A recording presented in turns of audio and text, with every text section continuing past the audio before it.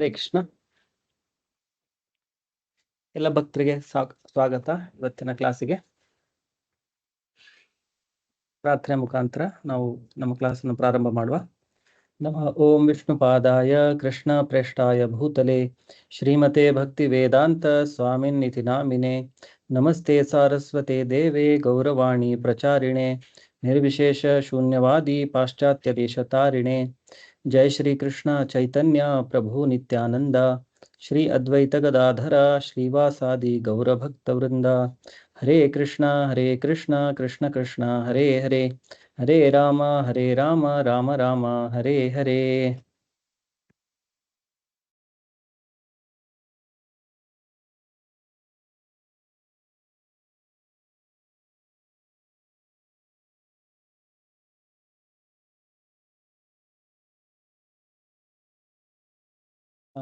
ನಾನು screen share ಮಾಡಿದ್ದೇನೆ. ಕಾಣ್ತಾ ಇದೆಯಲ್ಲ, ಸ್ಕ್ರೀನ್ ಕಾಣ್ತಾ ಇದೆ ಅಲ್ವಾ?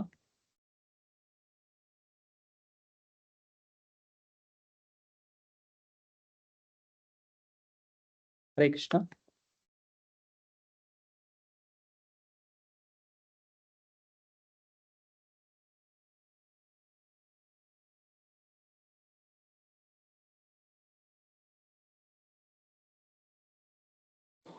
ಹೌದು ಪ್ರಭು, ಸ್ಕ್ರೀನ್ ಕಾಣ್ತಾ ಇದೆ. Okay, thank you. ಸೊ ನಾವು ಇಲ್ಲಿಯವರೆಗೆ ಶ್ಲೋಕ ನಂಬರ್ 30ವರೆಗೆ ನೋಡಿದ್ದೇವೆ. ಸೊ ಇವತ್ತು ಶ್ಲೋಕ ನಂಬರ್ 30ಇಂದ ನಾವು ಮುಂದುವರಿಸುವ. ಸೊ ಇಲ್ಲಿವರೆಗೆ ನಾವು ನೋಡಿದ್ದು ಒಂದು ಸಾರಾಂಶದಲ್ಲಿ ಹೇಳ್ಬೇಕಂದ್ರೆ, ಕುರುಕ್ಷೇತ್ರ ಯುದ್ಧದ ಪ್ರಾರಂಭದಲ್ಲಿ ಅರ್ಜುನ 2 ಸೇನೆಗಳ ಅವಲೋಕನವನ್ನು ಮಾಡಲಿಕ್ಕೆ ಕೃಷ್ಣನಿಗೆ ತನ್ನ ರಥವನ್ನು 2 ಸೈನ್ಯಗಳ ಮಧ್ಯದಲ್ಲಿ ನಿಲ್ಲಿಸು ಅಂತ ಹೇಳಿ ಹೇಳ್ತಾನೆ. ಆವಾಗ ಅಲ್ಲಿ ನೆರೆದಿರುವಂತ ತನ್ನ ಎಲ್ಲ ಸಂಬಂಧಿಕರನ್ನ ನೋಡಿ ಅರ್ಜುನನು ವ್ಯಾಮೋಹಕ್ಕೆ ಒಳಗಾಗ್ತಾ ಇದ್ದಾನೆ ಭಗವಂತನ ಇಚ್ಛೆಯಿಂದ. ಆಮೇಲೆ ಯುದ್ಧ ಮಾಡಲಿಕ್ಕೆ ನನ್ನಿಂದ ಸಾಧ್ಯವಾಗುವುದಿಲ್ಲ ಅಂತೇಳಿ ಆ ತರಹ ಲಕ್ಷಣಗಳು ಅರ್ಜುನನಲ್ಲಿ ಈಗ ಕಾಣ್ತಾ ಇದೆ. ಸೊ ಹಿಂದಿನ ಶ್ಲೋಕಗಳಲ್ಲಿ ನಾವು ನೋಡಿದ್ವಿ ಹೇಗೆ ಅರ್ಜುನನು ನನ್ನ ಕೈಯಿಂದ ನನ್ನ ಗಾಂಡೀವ ಜಾರಿ ಬೀಳ್ತಾ ಇದೆ, ನನ್ನ ಎಲ್ಲ ಅವಯವಗಳು ಕಂಪಿಸ್ತಾ ಇವೆ, ಮತ್ತೆ ನನ್ನ ಬಾಯಿ ಒಣಗ್ತಾ ಇದೆ. ಸೊ ಈ ತರ ಎಲ್ಲ ಲಕ್ಷಣಗಳು ಅರ್ಜುನಲ್ಲಿ ಕಾಣಿಸ್ಲಿಕ್ಕೆ ಶುರುವಾಗುತ್ತೆ. ವೇಪತಶ್ಚ ಶರೀರಮೇ ರೋಮಹರ್ಷಶ್ಚ ಜಾಯತೆ ಗಾಂಡೀವಂ ಸ್ರಂಸತೆ ಹಸ್ತಾತ್ವಕ್ ಚೈವ ಪರಿದಹ್ಯತೆ. ಸೊ ಈ ತರ ಅರ್ಜುನ ತನ್ನ ಮನಸ್ಸಿನಲ್ಲಿ ಏನ್ ನಡೀತಾ ಇದೆ ಮತ್ತೆ ಅವನಿಗೆ ಯಾವ ತರ ಅನುಭವ ಆಗ್ತಾ ಇದೆ ಅಂತೇಳಿ ಕೃಷ್ಣನಲ್ಲಿ ಹೇಳ್ಕೊಳ್ತಾ ಇದ್ದಾನೆ. ಸೊ ಮುಂದಿನ ಶ್ಲೋಕದಲ್ಲಿ ಶ್ಲೋಕ ನಂಬರ್ 31. ನಚ ಶ್ರೇಯೋನು ಪಶ್ಯಾಮಿ ಹತ್ವಾ ಸ್ವಜನಂ ಆಹವೆ ನ ಕಾಂಕ್ಷೆ ವಿಜಯಂ ಕೃಷ್ಣ ನಚ ರಾಜ್ಯಂ ಸುಖಾನಿ ಚ. ಸೊ ಇಲ್ಲಿ ಅರ್ಜುನ ಹೇಳ್ತಾ ಇರೋದು ನಚ ಶ್ರೇಯ ಅನುಪಶ್ಯಾಮಿ. ಸೊ ನನಗೆ ಯಾವುದೇ ಶ್ರೇಯ ಇದರಲ್ಲಿ ಕಾಣ್ತಾ ಇಲ್ಲ. ಶ್ರೇಯಸ್ಕರ ಅಂತಂದ್ರೆ ಮುಂದೆ ನನಗೆ ಒಳ್ಳೆಯದಾಗುತ್ತೆ, ಅದಕ್ಕೆ ಶ್ರೇಯ ಅಂತೇಳಿ ಹೇಳ್ತಾರೆ. ಸೊ ಈ ಯುದ್ಧದಿಂದ ನನಗೆ ಯಾವುದೇ ಒಂದು ಶ್ರೇಯಸ್ಕರವಾಗಿರುವಂತ ಮುಂದೆ ಆಗುತ್ತದೆ ಅಂಥದ್ದನ್ನು ನನಗೆ ಏನು ಕಾಣ್ತಾ ಇಲ್ಲ. ಹತ್ವಾ ಸ್ವಜನಂ ಆಹವೆ, ಸ್ವಜನರನ್ನ ನನ್ನದೇ ಬಂಧುಗಳನ್ನ ಹತ್ವಾ ಅವರನ್ನು ಕೊಂದು ಆಹವೆ ಯುದ್ಧದಲ್ಲಿ. ಸೊ ಯುದ್ಧದಲ್ಲಿ ನನ್ನ ಬಂಧುಗಳನ್ನೇ ನನ್ನ ಸ್ವಜನರನ್ನೇ ಕೊಂದು ನನಗೆ ಮುಂದೆ ಯಾವುದೇ ತರದ ಶ್ರೇಯಸ್ಕರವಾಗುತ್ತೆ ಅಂತ ನನಗೆ ತೋಚ್ತಾ ಇಲ್ಲ. ಅದಕ್ಕಾಗಿ ನ ಕಾಂಕ್ಷೆ ವಿಜಯಂ ಕೃಷ್ಣ ನಚ ರಾಜ್ಯಂ ಸುಖಾನಿಚ. ಈಗ ನನಗೆ ವಿಜಯನೂ ಬೇಡ, ಈ ರಾಜ್ಯ ಸುಖಾನು ಬೇಡ, ಏನೂ ಬೇಡ. ಸೊ ಈ ತರ ಅರ್ಜುನನ ಮನಸ್ಥಿತಿ ಈಗ ಆಗಿದೆ. ಹೇ ಕೃಷ್ಣ, ಯುದ್ಧದಲ್ಲಿ ನನ್ನ ಬಂಧುಗಳನ್ನೇ ಕೊಲ್ಲುವುದರಿಂದ ನನಗೆ ಯಾವ ಶ್ರೇಯಸ್ಸು ಆಗಲಾರದು. ಅನಂತರವೂ ನಾನು ಯಾವುದೇ ವಿಜಯವನ್ನಾಗಲಿ ರಾಜ್ಯವನ್ನಾಗಲಿ ಸುಖವನ್ನಾಗಲಿ ಬಯಸಲಾರೆ. ಸೊ ನನಗೆ ಈ ರಾಜ್ಯನೂ ಬೇಡ, ಈ ರಾಜ್ಯ ಸುಖನೂ ಬೇಡ, ನನಗೆ ವಿಜಯ ಕೂಡ ಬೇಡ. ನನ್ನದೇ ಬಂಧುಗಳನ್ನ ನಾನು ಕೊಂದ್ಬಿಟ್ರೆ ಮುಂದೆ ನಾನು ನರಕಕ್ಕೆ ಹೋಗ್ಬೇಕಾಗುತ್ತೆ. ಅದರಿಂದಾಗಿ ನನಗೆ ಯುದ್ಧನೂ ಬೇಡ, ಈ ವಿಜಯನೂ ಬೇಡ, ಮತ್ತೆ ರಾಜ್ಯವೂ ಬೇಡ. ಈ ತರ ಮನಸ್ಥಿತಿ ಅರ್ಜುನನದು ಆಗಿದೆ. ಭಾವಾರ್ಥ: ಸ್ವಹಿತವಿರುವುದು ವಿಷ್ಣುವಿನಲ್ಲಿ ಅಥವಾ ಕೃಷ್ಣನಲ್ಲಿ ಎನ್ನುವುದನ್ನು ಅರಿಯದೆ ಬದ್ಧ ಆತ್ಮರು ದೇಹ ಸಂಬಂಧಗಳಲ್ಲಿ ಆಸಕ್ತರಾಗುತ್ತಾರೆ. ಸೊ ಇಲ್ಲಿ ಅರ್ಜುನನಲ್ಲಿ ಈ ತರ ವಿಚಾರ ಬರ್ತಾ ಇರೋದು ಆ ದೇಹ ಸಂಬಂಧದಿಂದ ಯಾಕಂದ್ರೆ ಎಲ್ಲ ಬಂಧು ಬಾಂಧವರು ಈ ದೇಹದಿಂದನೇ ನಮಗೆ ಸಂಬಂಧವನ್ನು ಹೊಂದಿದ್ದಾರೆ. ಈ ದೇಹವೇ ಎಲ್ಲ ತರದ ಸಂಬಂಧಗಳಿಗೆ ಕಾರಣ. ಸೊ ನಾವು ಯಾವಾಗ ಈ ದೇಹ ನಾನು ಅಂಥೇಳಿ ಭಾವಿಸ್ಕೊಳ್ತೇವೆ, ಅವಾಗ ಈ ದೇಹಕ್ಕೆ ಸಂಬಂಧಪಟ್ಟಿದ ಎಲ್ಲ ವಸ್ತುಗಳೆಲ್ಲ ಆಗಲಿ ಅಥವಾ ವ್ಯಕ್ತಿಗಳಾಗಲಿ ಅದ್ರ ಜೊತೆಗೆ ನಾವು ನಮ್ಮ ಸಂಬಂಧವನ್ನು ಬೆಳೆಸ್ಕೊಳ್ತೇವೆ. ಫಸ್ಟ್ ಸಂಬಂಧ ಇರೋದು ನಾನು ಈ ದೇಹ ಅನ್ನೋದು. ಸೊ ಆತ್ಮ ಯಾವಾಗ ನಾನೇ ಈ ದೇಹ ಅಂಥೇಳಿ ಭಾವಿಸ್ಕೊಳ್ಳುತ್ತೆ, ಆವಾಗ ಆ ದೇಹಕ್ಕೆ ಸಂಬಂಧಪಟ್ಟಿರುವಂಥ ಎಲ್ಲ ವಸ್ತುಗಳಾಗಲಿ ಅಥವಾ ವ್ಯಕ್ತಿಗಳಾಗಲಿ ಅದೆಲ್ಲದರ ಮೇಲೆ ಅವರ ಸಂಬಂಧ ಗಾಢವಾಗಿ ಒಂದು ವ್ಯಾಮೋಹದ ಸೃಷ್ಟಿಯಾಗುತ್ತೆ. ಆದರೆ ನಿಜವಾಗಿ ಸ್ವಹಿತವಿರುವುದು ವಿಷ್ಣುವಿನಲ್ಲಿ ಅಥವಾ ಕೃಷ್ಣನಲ್ಲಿ. ಇದನ್ನು ಭಾಗವತದಲ್ಲಿ ಹೇಳಲಾಗಿದೆ, ನತೇ ವಿದುಹು ಸ್ವಾರ್ಥ ಗತಿಂ ಹಿ ವಿಷ್ಣೋಃ. ಸೊ ನಮ್ಮ ಸ್ವಾರ್ಥ ನಿಜವಾಗಿ ಇರುವುದು ಭಗವಂತನಲ್ಲಿ ಅಥವಾ ಭಗವಂತನ ಜೊತೆ ನಮ್ಮ ಸಂಬಂಧವನ್ನು ಬೆಳೆಸುವುದರಲ್ಲಿ ಅಥವಾ ಮರುಸ್ಥಾಪಿಸುವುದರಲ್ಲಿ. ಅದರಲ್ಲಿ ನಮ್ಮ ನಿಜವಾದ ಸ್ವಾರ್ಥವಿರುವುದು. ಸೊ ಅದು ನಮ್ಗೆ ಯಾವಾಗ ಗೊತ್ತಾಗುತ್ತೆ? ನಾನು ಈ ಶರೀರ ಅಲ್ಲ, ನಾನು ಈ ಶರೀರದ ಒಳಗಡೆ ಇರುವಂಥ ಆತ್ಮ, ಶಾಶ್ವತವಾಗಿರುವಂಥ ಆತ್ಮ. ಹೇಗೆ ಭಗವಂತನು ಶಾಶ್ವತನಾಗಿದ್ದಾನೆ, ನಾನು ಕೂಡ ಶಾಶ್ವತನಾಗಿದ್ದೇನೆ, ಮತ್ತೆ ನಮ್ಮಿಬ್ಬರ ಮಧ್ಯೆ ಒಂದು ಶಾಶ್ವತವಾದಂಥ ಸಂಬಂಧವಿದೆ. ಸೊ ಈ ವಿಷಯ ನಮಗೆ ಗೊತ್ತಾದಾಗ ಮಾತ್ರ ನಾವು ನಮ್ಮ ಸ್ವಾರ್ಥ ಏನಿದೆ, ನಿಜವಾದ ಸ್ವಾರ್ಥ ಭಗವಂತನಲ್ಲಿ ಇರೋದು ಅಥವಾ ಭಗವಂತನ ಸೇವೆಯಲ್ಲಿರೋದು, ಭಗವಂತನ ಜೊತೆಯಲ್ಲಿರೋದು, ಅದು ನಮ್ಮ ನಿಜವಾದ ಸ್ವಾರ್ಥ ಅಂತೇಳಿ ಗೊತ್ತಾಗುತ್ತೆ. ಈಗ ಸ್ವ ಅನ್ನೋದೇ ನಮಗೆ ತಪ್ಪು ಕಲ್ಪನೆ ಆಗಿದೆ.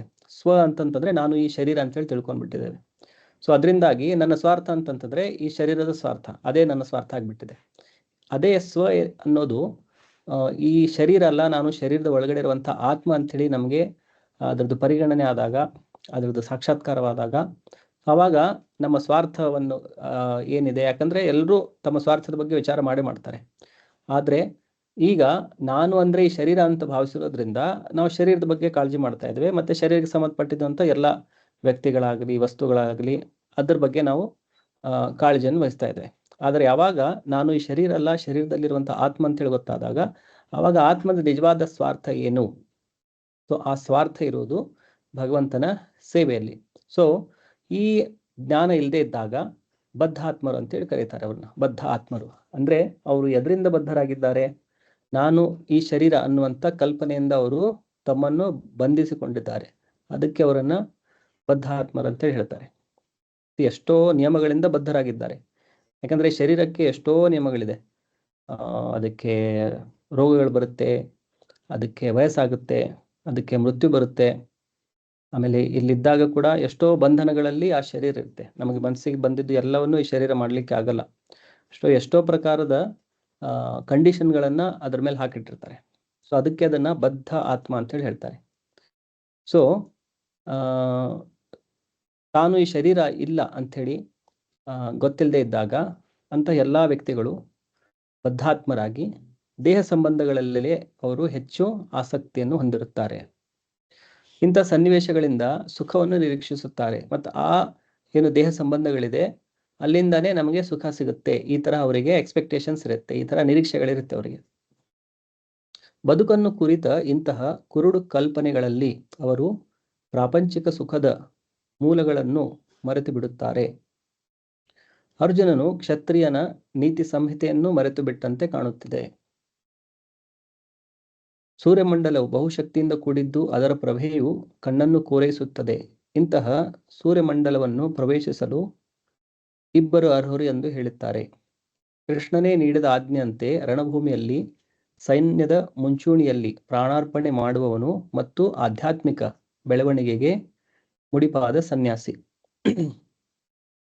ಸೊ ಇಲ್ಲಿ ಹೇಳಿರೋದು ಶಾಸ್ತ್ರಗಳ ಪ್ರಕಾರ ಯಾವ ಒಬ್ಬ ಕ್ಷತ್ರಿಯನು ಒಂದು ಧರ್ಮ ಯುದ್ಧದಲ್ಲಿ ಸಾವನ್ನು ಒಪ್ತಾನೆ, ಮತ್ತೆ ಸನ್ಯಾಸ ಸ್ವೀಕಾರ ಮಾಡಿರುವಂಥ ಒಬ್ಬ ವ್ಯಕ್ತಿ, ಈ ಇಬ್ಬರು ಕೂಡ ಸೂರ್ಯಲೋಕದಲ್ಲಿ ಈ ದೇಹವನ್ನು ತ್ಯಾಗ ಮಾಡಿದ ಮೇಲೆ ಅಲ್ಲಿ ಜನ್ಮ ತೆಗೆದುಕೊಳ್ಳುವಂತಹ ಅವರಿಗೆ ಅರ್ಹತೆ ಸಿಗುತ್ತೆ.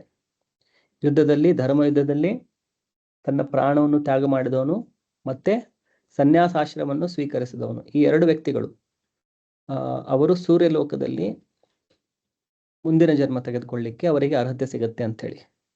ಸೊ ಒಬ್ಬ ಕ್ಷತ್ರಿಯನು ಯಾವಾಗಲೂ ಯುದ್ಧ ಮಾಡಲಿಕ್ಕೆ ಹಿಂಜರಿಯುವುದಿಲ್ಲ ಅಥವಾ ಹೆದರುವುದಿಲ್ಲ. ಸೊ ಇವೆಲ್ಲ ಕೆಲವು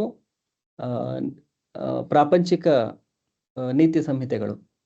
ಸೊ ಅರ್ಜುನ ಈಗ ಇಷ್ಟು ವ್ಯಾಮೋಹದಲ್ಲಿ ಬಂದಿದ್ದಾನೆ, ತನ್ನ ಕ್ಷತ್ರಿಯ ಧರ್ಮವನ್ನು ಕೂಡ ಅವನು ಮರಿತಾ ಇದ್ದಾನೆ. ಒಬ್ಬ ಕ್ಷತ್ರಿಯನಾಗಿ ತನಗೆ ಯುದ್ಧ ಮಾಡುವುದು ಅವನ ಕರ್ತವ್ಯ.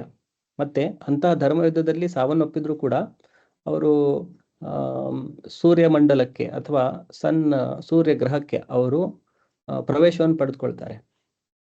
ಸೊ ಇಲ್ಲಿ ಅರ್ಜುನ ಹೇಳ್ತಾ ಇರೋದು, ನನಗೆ ಯಾವುದೂ ಶ್ರೇಯ ಇಲ್ಲಿ ಕಾಣ್ತಾ ಇಲ್ಲ ಅಂತೇಳಿ, ಮುಂದೆ ನನಗೆ ಏನು ಒಳ್ಳೇದಾಗ್ಲಿಕ್ಕಿಲ್ಲ, ನನ್ನ ಬಂದವರನ್ನೇ ನಾನು ಕೊಂದ್ರೆ ಅಂತೇಳಿ. ಸೊ ಆದ್ರೆ ಇಲ್ಲಿ ಶಾಸ್ತ್ರದ ಪ್ರಕಾರ ಯಾರು ಧರ್ಮ ಯುದ್ಧದಲ್ಲಿ ಸಾವನ್ನಪ್ತಾರೆ ಅವರು ಒಂದು ಒಳ್ಳೆಯ ಸ್ಥಾನವನ್ನು ಸ್ವರ್ಗಲೋಕಕ್ಕೂ, ಯಾಕಂದ್ರೆ ಸೂರ್ಯ ಇದು ಸ್ವರ್ಗಲೋಕಗಳಲ್ಲಿ ಒಂದು, ಸೊ ಅಲ್ಲಿಗೆ ಅವರಿಗೆ ಸ್ಥಾನ ಸಿಗುತ್ತೆ. ಆದ್ರೆ ಅರ್ಜುನ ಅದನ್ನು ಕೂಡ ಈಗ ಮರ್ತು ಬಿಟ್ಟಿದ್ದಾನೆ. ಅದಕ್ಕೆ ಅವನು ಹೇಳ್ತಾ ಇರೋದು, ನನಗೆ ಮುಂದೆ ಏನು ಶ್ರೇಯ ಆಗುವುದಿಲ್ಲ ಅಂತೇಳಿ. ಯಾಕಂದ್ರೆ ಯುದ್ಧದಲ್ಲಿ ಐದರ್ ಗೆಲುವಾಗುತ್ತೆ, ಇಲ್ಲಾಂದ್ರೆ ಸಾವಾಗುತ್ತೆ. ಸೊ ಗೆಲುವಾದ್ರೆ ಈ ರಾಜ್ಯವನ್ನು ಅವ್ರು ಆಳ್ತಾರೆ, ಸಾವನ್ನಪ್ಪಿದ್ರೆ ಧರ್ಮ ಯುದ್ಧದಲ್ಲಿ ಸತ್ತಿರೋದ್ರಿಂದ ಅವರಿಗೆ ಸ್ವರ್ಗಲೋಕಗಳಿಗೆ ಪ್ರಮೋಷನ್ ಕೊಡಲಾಗುತ್ತೆ. ಸೊ ಧರ್ಮ ಯುದ್ಧದಲ್ಲಿ ಗೆಲ್ಲಲಿ ಅಥವಾ ಸಾವನ್ನು ಹೊಂದಲಿ, ಎರಡೂ ಕಡೆಯಿಂದ ಅವರಿಗೆ ಈಗಿರೋ ಸ್ಥಾನಕ್ಕಿಂತ ಒಳ್ಳೆ ಸ್ಥಾನನೇ ಸಿಗುತ್ತೆ.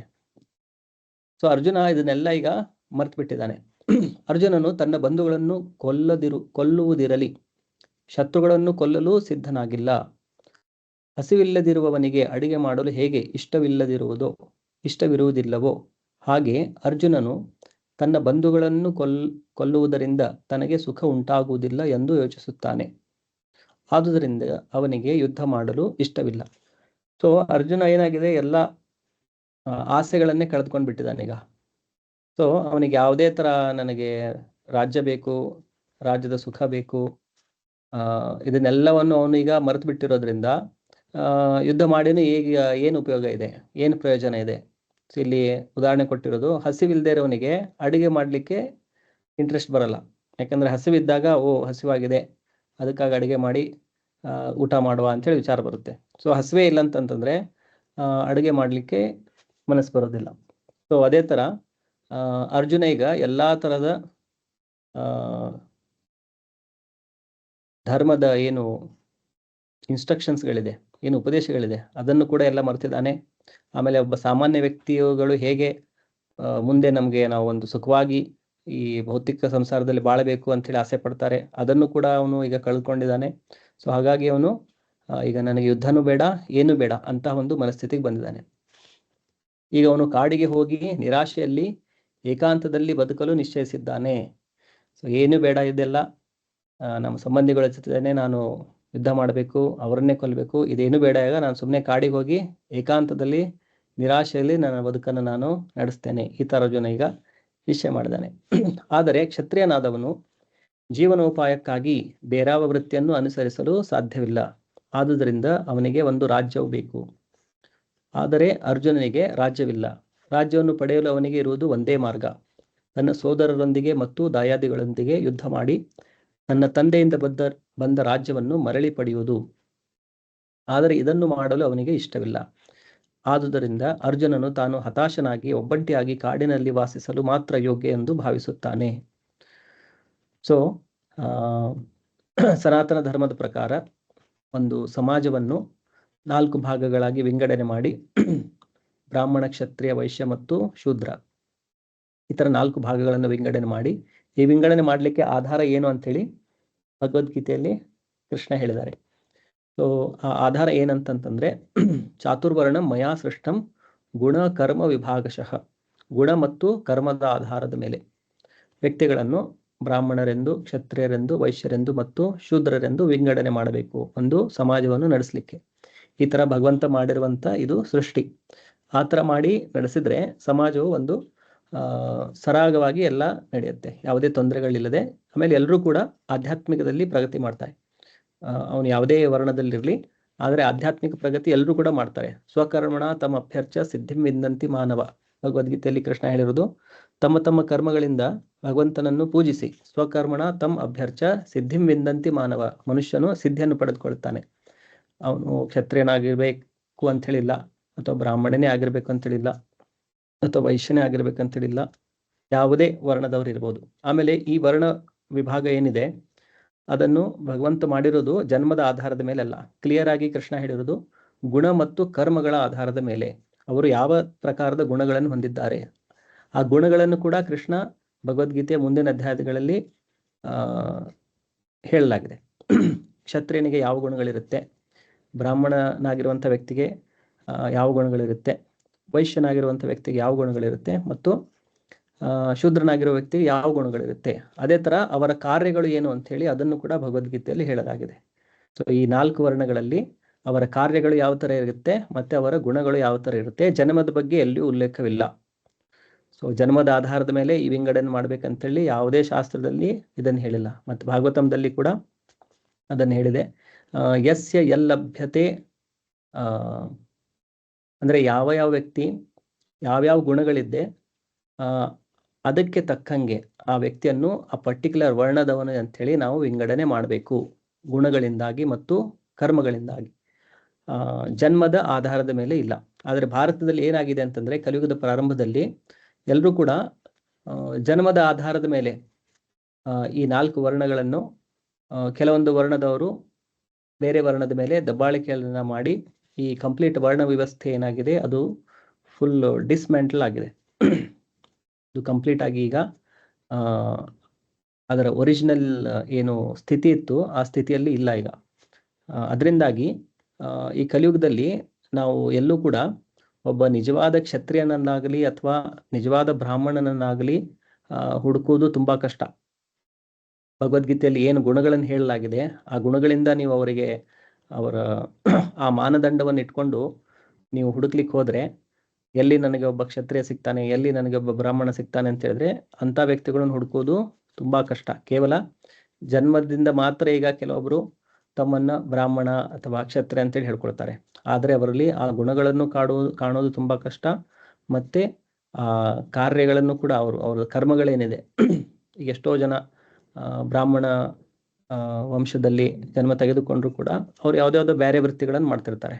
ಅದೇ ಥರ ಕ್ಷತ್ರಿಯ ವಂಶದಲ್ಲಿ ಅಂತೇಳಿ ಹೇಳ್ಕೊಂಡ್ರು ಕೂಡ ಅವರು ಕೂಡ ಯಾವುದೋ ಬೇರೆ ವೃತ್ತಿಗಳನ್ನು ಮಾಡ್ತಾ ಇರ್ತಾರೆ.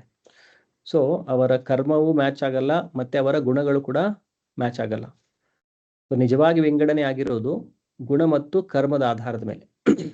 ಆದರೆ ಕಲಿಯುಗದ ಪ್ರಭಾವದಿಂದ ಈ ಕಂಪ್ಲೀಟ್ ಸಿಸ್ಟಮ್ ಏನಿದೆ ಅದು ಫುಲ್ಲು ನಾಶವಾಗಿ ಹೋಗಿದೆ. ಸೊ ಇಲ್ಲಿ ಅರ್ಜುನ ತಾನು ಕ್ಷತ್ರಿಯ ಅಂತೇಳಿ ಕೂಡ ಮರೆತು, ಕ್ಷತ್ರಿಯನಾದವನಿಗೆ ಅವನು ರಾಜ್ಯವನ್ನು ಆಳಿಯೇ ತನ್ನ ಜೀವನೋಪಾಯಕ್ಕಾಗಿ ಅವನು ಜೀವನೋಪಾಯವನ್ನು ನಡೆಸ್ಕೋಬೇಕು. ಆದರೆ ಅವನು ಅದನ್ನು ಕೂಡ ಮರೆತು ಈಗ ತಾನು ಸನ್ಯಾಸ ತೆಗೆದುಕೊಂಡು ಕಾಡಿಗೆ ಹೋಗಿ ಅಲ್ಲಿ ವಾಸ ಮಾಡುವುದೇ ಉತ್ತಮ ಅಂಥೇಳಿ ಅರ್ಜುನ ಈಗ ತಿಳಿದುಕೊಳ್ತಾ ಇದ್ದಾನೆ. ನೆಕ್ಸ್ಟ್ ಅರ್ಜುನ ಹೇಳ್ತಾ ಇರೋದು, ಕಿಮ್ನೋ ರಾಜ್ಯೇನ ಗೋವಿಂದ ಕಿಂ ಭೋಗೈರ್ ಜೀವಿತೇನವ ಯೇಷಾಮರ್ಥೆ ಕಾಂಕ್ಷಿತಂ ನೋ ರಾಜ್ಯಂ ಭೋಗಾ ಸುಖಾನಿ ಚ ತ ಇಮೇ ಅವಸ್ಥಿತಾ ಯುದ್ಧೇ ಪ್ರಾಣಂ ತ್ಯಕ್ತ್ವಾ ಧನಾನಿ ಚ ಆಚಾರ್ಯ ಪಿತರಃ ಪುತ್ರಾಸ್ತಥೈವ ಚ ಪಿತಾಮಹ ಮಾತುಲಾ ಶ್ವಶರಾ ಪೌತ್ರ ಶಾಲಾ ಸಂಬಂಧಿನಸ್ತಥಾ ಏತಾನ್ ನ ಹಂತುಮಿಚ್ಛಾಮಿ ಘ್ನತೋಪಿ ಮಧುಸೂದನ ಅಪಿ ತ್ರೈಲೋಕ್ಯ ರಾಜ್ಯಸ್ಯ ಹೇತೋ ಕಿಂ ನು ಮಹೀಕೃತೆ ನಿಹತ್ಯ ಧಾರ್ತರಾಷ್ಟ್ರಾನ್ನಃ ಕಾ ಪ್ರೀತಿ ಸ್ಯಾತ್ ಜನಾರ್ದನ. ಅರ್ಜುನ ತನ್ನ ಮನಸ್ಸನ್ನು ಇನ್ನೂ ಬಿಚ್ಚಿ ಹೇಳ್ತಾ ಇದ್ದಾನೆ ಕೃಷ್ಣನಿಗೆ. ಕಿಂ ನೋ ರಾಜ್ಯೇನ ಗೋವಿಂದ ಕಿಂ ಭೋಗೈರ್ ಜೀವಿತೇನವ ಯೇಷಾಮರ್ಥೆ ಕಾಂಕ್ಷಿತಂ ನೋ ರಾಜ್ಯಂ ಭೋಗ ಸುಖಾನಿ ಚ. ಸೊ ಈ ರಾಜ್ಯ ಮತ್ತು ಈ ಭೋಗ ಜೀವನ ನಾವೆಲ್ಲ ಯಾರ ಸಲುವಾಗಿ ಇದನ್ನು ನಾವು ಅನುಭವಿಸ್ಲಿಕ್ಕೆ ಇಷ್ಟಪಡ್ತೇವೆ? ಸೊ ನಮ್ದೆಲ್ಲ ಸಂಬಂಧಿಗಳಿಗೆ ನಾವು ತೋರಿಸ್ಬೇಕು, ನಾನು ಇಷ್ಟು ಶ್ರೀಮಂತನಾಗಿದ್ದೇನೆ, ನನ್ನ ಹತ್ರ ಇಷ್ಟು ಆಸ್ತಿ ಇದೆ. ಸೊ ಯಾರು ನೋಡೋರೇ ಇಲ್ಲ ಅಂತಂತಂದ್ರೆ ಅದನ್ನ ಇದ್ಬಿಟ್ಟು ಅದನ್ನು ನಮಗೆ ಚೆನ್ನಾಗಿ ಅನುಭವಿಸ್ಲಿಕ್ಕೆ ಆಗಲ್ಲ. ಸೊ ಇದು ಭೌತಿಕವಾದಿಗಳ ಒಂದು ಗುಣ. ಅವರು ತಮ್ಮಲ್ಲಿರೋದೆಲ್ಲವನ್ನು ಬೇರೆಯವ್ರಿಗೆ ತೋರಿಸ್ಬೇಕು. ನಮ್ಮ ಸ್ಪೆಷಲ್ ಆಗಿ ನಮ್ಮ ಸಂಬಂಧಿಗಳಿಗೆ ಅದನ್ನು ತೋರಿಸ್ಬೇಕು. ಅವಾಗಲೇ ಅವ್ರಿಗೆ ಒಂದು ಸುಖ ಇರುತ್ತೆ. 4 ಜನರ ಮಧ್ಯೆ ನಾನು ಈ ಥರ ಅನ್ನಿಸ್ಕೊಂಡೆ, ಇಷ್ಟು ನಾನು ಸಂಪಾದಿಸಿದೆ, ಇಷ್ಟು ಆಸ್ತಿ ಮಾಡಿದೆ. ಸೊ ಇದೆಲ್ಲ ಮಾಡೋದು ನಾವು ಯಾರ ಸಲುವಾಗಿ? ನಮ್ಮ ಸಂಬಂಧಿಕರ ಸಲುವಾಗಿ. ಈ ರಾಜ್ಯ ಮತ್ತು ನಮ್ಮ ಭೋಗ ಜೀವನ ಇದನ್ನೆಲ್ಲ ನಮ್ಮ ಸಂಬಂಧಿಗೆ ತೋರಿಸ್ಲಿಕ್ಕೆ. ಈಗ ಅವರೇ ಎಲ್ಲ ಸತ್ತೋಗ್ಬಿಟ್ರೆ ಇದಿದ್ರು ಏನು ಉಪಯೋಗ? ತೋರಿಸ್ಕೊಳ್ಳಿಕ್ಕೆ ಯಾರೂ ಇಲ್ಲ. ಈ ತರ ಅರ್ಜುನ ಹೇಳ್ತಾ ಇದೆ. ಕಿಮ್ನೋ ರಾಜ್ಯನ ಗೋವಿಂದ ಕಿಂ ಭೋಗರ್ ಜೀವಿತೇನವ ಯಶಾಮರ್ಥೆ. ಸೊ ನಾವೆಲ್ಲ ಮಾಡೋದು ಅವ್ರ ಸಲುವಾಗಿನೇ, ನಮ್ಮ ಸಂಬಂಧಿಗಳ ಸಲುವಾಗಿನೇ. ಈಗ ಅವರೇ ಇರ್ಲಿಲ್ಲ ಅಂತಂತಂದ್ರೆ ಈ ರಾಜ್ಯ ಭೋಗ ಸುಖ ಇದ್ರದ್ದೆಲ್ಲ ಏನು ಉಪಯೋಗ? ತ ಇಮೆ ಅವಸ್ಥಿತ ಯುದ್ಧೆ ಪ್ರಾಣಾಂ ತ್ಯಕ್ತ್ವಾ ಧನಾನಿಚ. ಆಮೇಲೆ ಇಲ್ಲಿ ಯಾರು ಬಂದಿದ್ದಾರೆ ಎಲ್ಲ ನನ್ನ ಆಚಾರ್ಯರು, ಪಿತೃರು, ಪುತ್ರರು, ಪಿತಾಮಹರು, ಮಾತುಲ ಅಂತಂತಂದ್ರೆ ಫಾದರ್ ಇನ್ ಲಾ,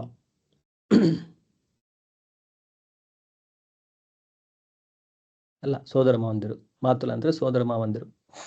ಶ್ವಶುರ ಅಂತಂದ್ರೆ ಮಾವಂದಿರು. ಪೌತ್ರಾಹ ಮೊಮ್ಮಕ್ಕಳು, ಶಾಲಾ ಭಾವಂದಿರು, ಮತ್ತೆ ಬೇರೆ ಸಂಬಂಧಿರು. ಸೊ ಎಲ್ಲರೂ ಕೂಡ ಈಗ ಯುದ್ಧ ಮಾಡ್ಲಿಕ್ಕೆ ಬಂದಿದ್ದಾರೆ. ಏತಾನ್ ನ ಹಂತು ಮಿಚ್ಛಾಮಿ. ಸೊ ಇವರನ್ನೆಲ್ಲ ಹನನ ಮಾಡಲಿಕ್ಕೆ, ಇವರನ್ನೆಲ್ಲ ಕೊಲ್ಲಲಿಕ್ಕೆ ನನಗೆ ಇಚ್ಛೆ ಇಲ್ಲ. ನತೋಪಿ ಮಧುಸೂದನ. ಅವರು ಬಂದು ಕೊಂದ್ರು ಕೂಡ ಏನು ಚಿಂತೆ ಇಲ್ಲ, ಬಟ್ ನಾನು ಮಾತ್ರ ಅವರಿಗೆ ಕೊಲ್ಲಿಕ್ಕೆ ನನಗೆ ಇಚ್ಛೆ ಇಲ್ಲ. ನನಗೆ 3 ಲೋಕಗಳ ರಾಜ್ಯ ಸಿಕ್ಕರೂ ಕೂಡ ನಾನು ಈ ಯುದ್ಧ ಮಾಡಲಿಕ್ಕೆ ರೆಡಿ ಇಲ್ಲ. ಅಪಿ ತ್ರೈಲೋಕ್ಯ ರಾಜ್ಯಸ್ಯ ಹೇತೋ. ಈ ಭೂಮಿ ಬಿಟ್ಟಾಕಿ, ಈಗ ನಾವು ಯುದ್ಧ ಮಾಡ್ತಾ ಇರೋದು ಈ ಭೂಮಿ ಸಲುವಾಗಿ. ಸೊ ಈ ಭೂಮಿಯ ಮೇಲೆ ನಮಗೆ ಆಳ್ವಿಕೆ ಸಿಗಬೇಕು ಅಂತೇಳಿ ನಾವು ಯುದ್ಧ ಮಾಡ್ತೇವೆ. ಈ ಭೂಮಿ ಬಿಟ್ಟಾಕಿ 3 ಲೋಕಗಳಲ್ಲೂ ಕೂಡ ನಾನು ಸ್ವಾಮಿ ಆಗ್ತೇನಂತರೂ ಕೂಡ ನಾನು ಈ ಯುದ್ಧವನ್ನು ಮಾಡಲಿಕ್ಕೆ ಈಗ ತಯಾರಿಲ್ಲ. ನಿಹತ್ಯ ಧಾರ್ತ ರಾಷ್ಟ್ರಾನ್ನಃ ಕಾ ಪ್ರೀತಿ ಸ್ಯಾತ್ ಜನಾರ್ದನ. ಅದಕ್ಕೆ ಬದಲಾಗಿ ನಾನೆಲ್ಲ ನಿಹತ್ತನಾಗಿ ನಾನೆಲ್ಲ ಅಸ್ತ್ರಗಳನ್ನು ಚೆಲ್ಲಿ ಬಿಡ್ತೇನೆ.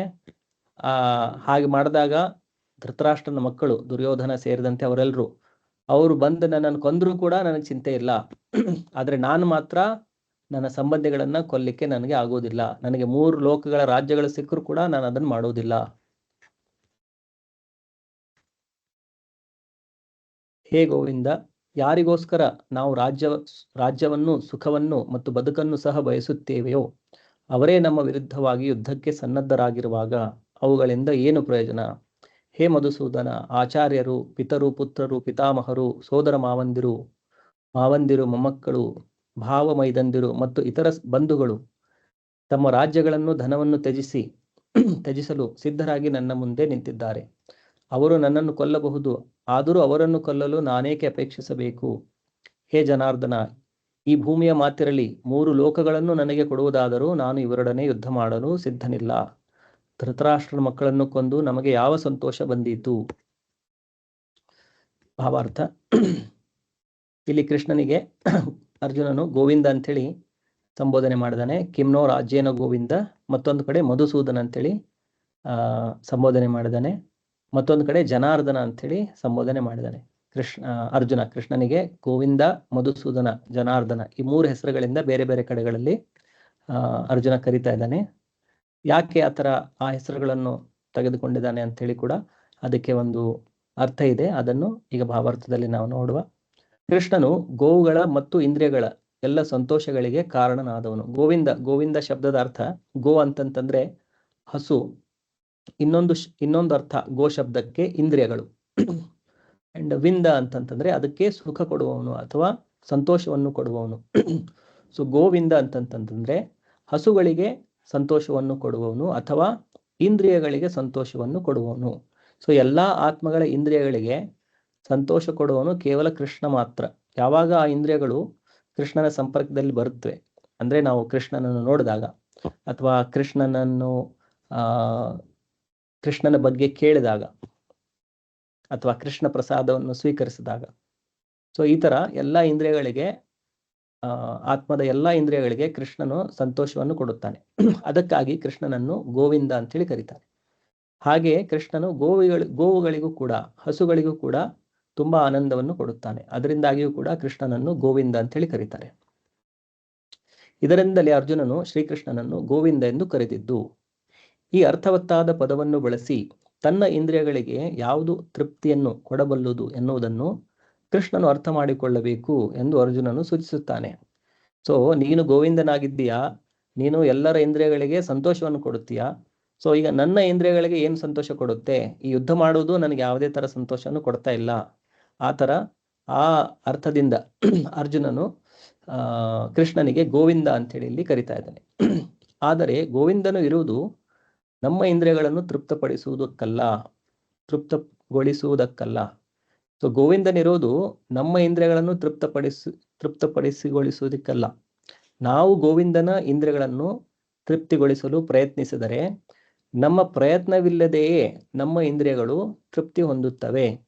ಸೊ ಇದನ್ನು ನಾವು ಚೆನ್ನಾಗಿ ಅರ್ಥ ಮಾಡ್ಕೋಬೇಕು. ಭಗವಂತ ಇರುವುದು ನಮ್ಮ ಎಲ್ಲ ಇಂದ್ರಿಯಗಳಿಗೆ ತೃಪ್ತಿ ಕೊಡ್ಬೇಕಂತ ಹೇಳಿಲ್ಲ, ಅದು ಭಗವಂತನ ಕೆಲಸ ಅಲ್ಲ. ಆದರೆ ಯಾವಾಗ ನಾವು ಭಗವಂತನ ಸೇವೆಯಲ್ಲಿ ನಮ್ಮ ಇಂದ್ರಿಯಗಳನ್ನು ತೊಡಗಿಸ್ಕೊಳ್ತೇವೆ, ಆವಾಗ ಆ ಇಂದ್ರಿಯಗಳು ತನ್ನಿಂದ ತಾನೇ ಅವು ತೃಪ್ತಿಯನ್ನು ಹೊಂದುತ್ತವೆ. ಸೊ ಇದು ನಿಜವಾದ ಪ್ರಿನ್ಸಿಪಲ್. ನಾವು ಕೃಷ್ಣನನ್ನು ಒಬ್ಬ ಆರ್ಡರ್ ಸಪ್ಲೈಯರ್ ಥರ, ಸೊ ನನ್ಗೆ ಏನೇನು ಬೇಕು ಕೃಷ್ಣ ಸಪ್ಲೈ ಮಾಡಬೇಕು ಆ ಥರ ನಾವು ಭಾವಿಸಬಾರ್ದು. ನಾನು ಏನೋ ಒಂದು ಇಚ್ಛೆ ಪಡ್ತೇನೆ, ಆ ಕೃಷ್ಣ ನನ್ನ ಇಚ್ಛೆಯನ್ನು ಪೂರೈಸಬೇಕು. ಸೊ ಅದನ್ನು ಕೂಡ ಭಗವಂತ ಮಾಡ್ತಾನೆ. ಆದರೆ ಅದರಿಂದ ನಮಗೆ ಭಗವಂತನ ಮೇಲೆ ಏನು ಪ್ರೇಮದ ಸಂಬಂಧ ಇದೆ, ಅದು ಬೆಳವಣಿಗೆ ಆಗಲ್ಲ. ಆವಾಗ ಒಂದು ಟ್ರಾನ್ಸಾಕ್ಷನ್ ಥರ ಇದ್ಕೊಂಡು ಬಿಡುತ್ತೆ, ಒಂದು ವ್ಯಾವಹಾರಿಕವಾದ ಸಂಬಂಧ ಭಗವಂತನ ಜೊತೆ ಆಗಿಬಿಡುತ್ತೆ.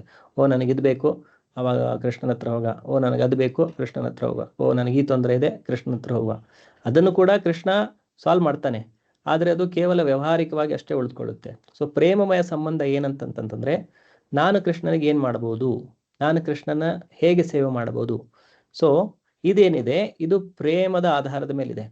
ಪ್ರೀತಿಯಿಂದ ನಾವು ಕೃಷ್ಣನಿಗೆ ನಾನು ಏನು ಮಾಡ್ಬೋದು, ಆವಾಗ ಕೃಷ್ಣನು ನಮಗೆ ಕೃಷ್ಣ ಪ್ರೇಮದ ಧನವನ್ನು ಕೊಡ್ತಾನೆ.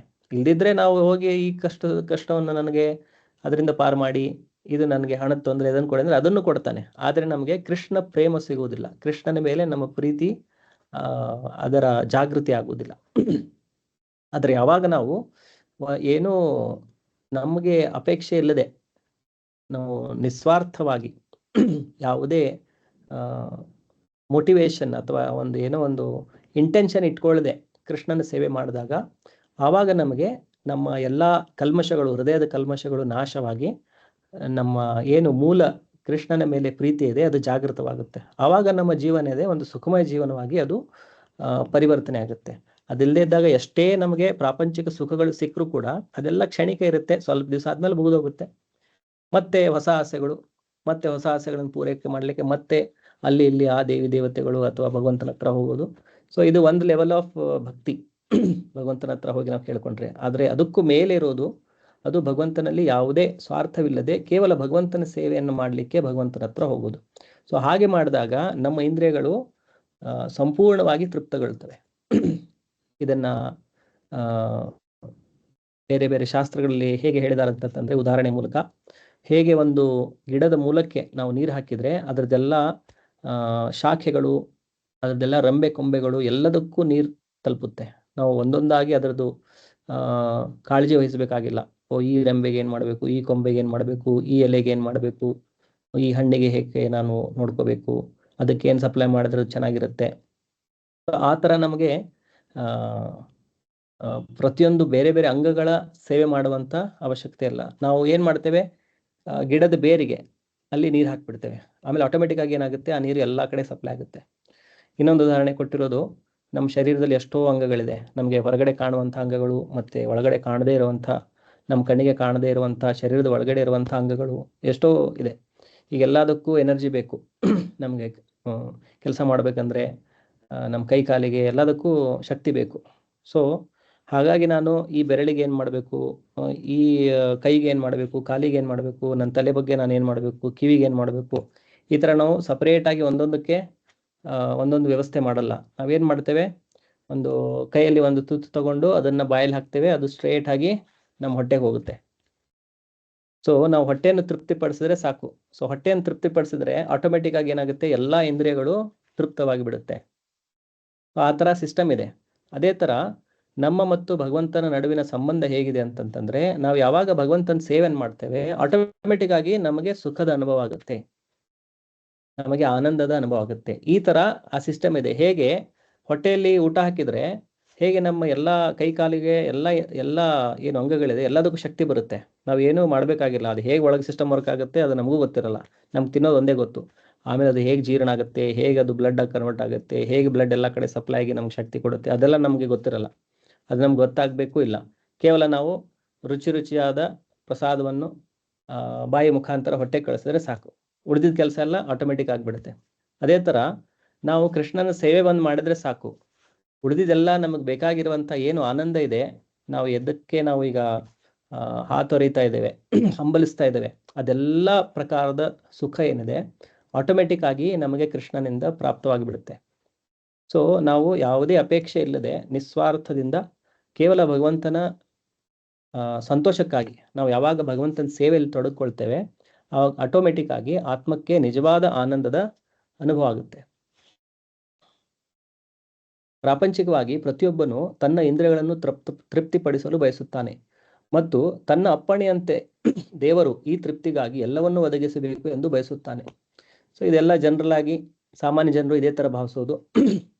ದೇವರು ಜೀವಿಗಳ ಯೋಗ್ಯತೆಗಳಿಗೆ ಅನುಗುಣವಾಗಿ ಅವರ ಇಂದ್ರಿಯಗಳಿಗೆ ತೃಪ್ತಿ ಕೊಡುತ್ತಾನೆ. ಸೊ ಯಾವ ವ್ಯಕ್ತಿ ಅವರವರ ಯೋಗ್ಯತೆಗೆ ತಕ್ಕಂಗೆ ಅಂತಂತಂದ್ರೆ ಅವರ ಕರ್ಮಗಳಿಗೆ ತಕ್ಕಂಗೆ, ಅವರು ಯಾವ ಪ್ರಕಾರದ ಒಳ್ಳೆಯ ಕರ್ಮಗಳನ್ನು ಮಾಡಿದ್ದಾರೆ ಆ ಪ್ರಕಾರವಾಗಿ ಅಷ್ಟು ಸುಖ ದುಃಖಗಳನ್ನು ಭಗವಂತ ಅವರಿಗೆ ಕೊಡ್ತಾ ಇರ್ತಾನೆ. ಆದರೆ ಅವರು ಹಂಬಲಿಸುವಷ್ಟು ತೃಪ್ತಿಯನ್ನು ಕೊಡುವುದಿಲ್ಲ. ಆದರೆ ಯಾರೇ ಆಗಲಿ ಇದರ ವಿರುದ್ಧವಾದ ದಾರಿಯನ್ನು ಹಿಡಿದರೆ, ಎಂದರೆ ತನ್ನ ಇಂದ್ರಿಯಗಳ ತೃಪ್ತಿಯನ್ನು ಬಯಸದೆ ಗೋವಿಂದನ ಇಂದ್ರಿಯಗಳನ್ನು ತೃಪ್ತಿಪಡಿಸಲು ಪ್ರಯತ್ನಿಸಿದರೆ, ಆಗ ಗೋವಿಂದನ ಕೃಪೆಯಿಂದ ಜೀವಿಯ ಎಲ್ಲ ಬಯಕೆಗಳು ಈಡೇರುತ್ತವೆ. ನಾವು ಅದು ಬೇಕು ಇದು ಬೇಕು ಅಂತೇಳಿ ಭಗವಂತನ ಹೋಗಿ ಕೇಳಿ ಕೇಳಿ ಕೇಳಿ ಇದು ಮಾಡೋದಕ್ಕಿಂತ ಕೇವಲ ನಾವು ಯಾವುದೇ ಅಪೇಕ್ಷೆ ಇಲ್ಲದೆ ಭಗವಂತನ ಸೇವೆಯನ್ನು ನಾವು ಮಾಡಲಿಕ್ಕೆ ತೊಡಗಿದ್ರೆ, ಆವಾಗ ಸಮಯಕ್ಕೆ ತಕ್ಕಂಗೆ ಕೃಷ್ಣ ಸ್ವತಃ ನಮಗೆ ಬೇಕಾಗಿರುವಂಥ ಎಲ್ಲ ಏನು ನಮ್ಮದು ಬಯಕೆಗಳಿರದೆ, ನಮ್ಮ ಎಲ್ಲ ಆಸೆಗಳನ್ನು ಕೃಷ್ಣ ಅದನ್ನು ಪೂರೈಸ್ತಾನೆ. ತನ್ನ ಕುಲದ ಮತ್ತು ಕುಟುಂಬದ ಸದಸ್ಯರ ವಿಷಯದಲ್ಲಿ ಅರ್ಜುನನಿಗೆ ಇರುವ ಗಾಢವಾದ ಪ್ರೀತಿಯು ಇಲ್ಲಿ ವ್ಯಕ್ತವಾಗುತ್ತದೆ. ಅವನು ಯುದ್ಧ ಮಾಡಲು ಸಿದ್ಧನಿಲ್ಲ. ಯಾರಿಗೇ ಆದರೂ ತನ್ನ ಸಂಪತ್ತನ್ನು ಬಂಧು ಮಿತ್ರರಿಗೆ ತೋರಿಸಬೇಕೆಂಬ ಅಪೇಕ್ಷೆ ಇರುತ್ತದೆ. ತನ್ನ ಬಂಧು ಮಿತ್ರರೆಲ್ಲ ರಣರಂಗದಲ್ಲಿ ಸಾಯುತ್ತಾರೆ.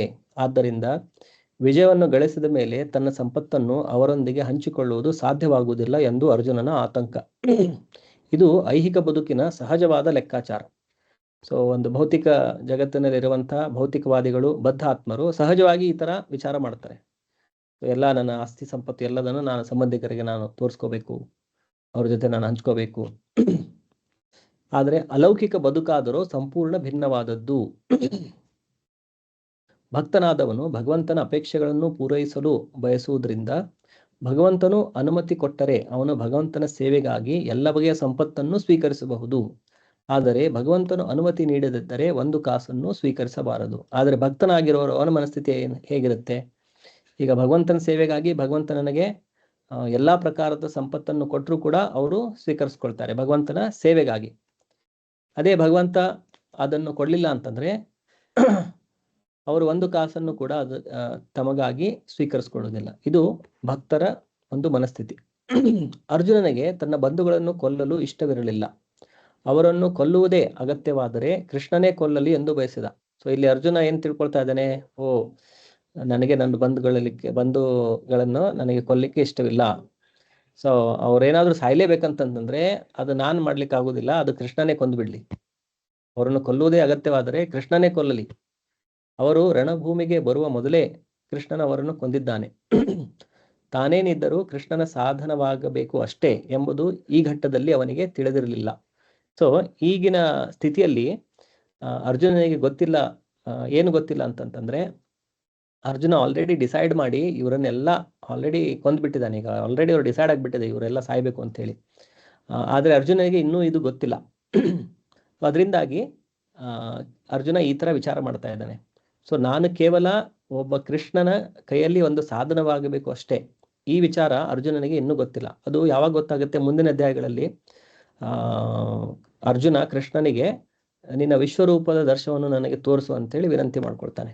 ಸೊ ಅವಾಗ ಕೃಷ್ಣ ವಿಶ್ವರೂಪದ ದರ್ಶನ ತೋರಿಸುವಾಗ ಅವಾಗ ಅರ್ಜುನ ನೋಡ್ತಾನೆ, ಇವರೆಲ್ಲ ಕರ್ಣ, ದ್ರೋಣ, ಆಮೇಲೆ ದುರ್ಯೋಧನ, ಇವರೆಲ್ಲ ಆ ವಿಶ್ವರೂಪ ಏನು ಕೃಷ್ಣ ತೋರಿಸ್ತಾನೆ, ಅದೆಲ್ಲ ವಿಶ್ವರೂಪದ ಬಾಯಿಯಲ್ಲಿ ಅವರೆಲ್ಲ ಹೋಗ್ತಾ ಇದ್ದಾರೆ.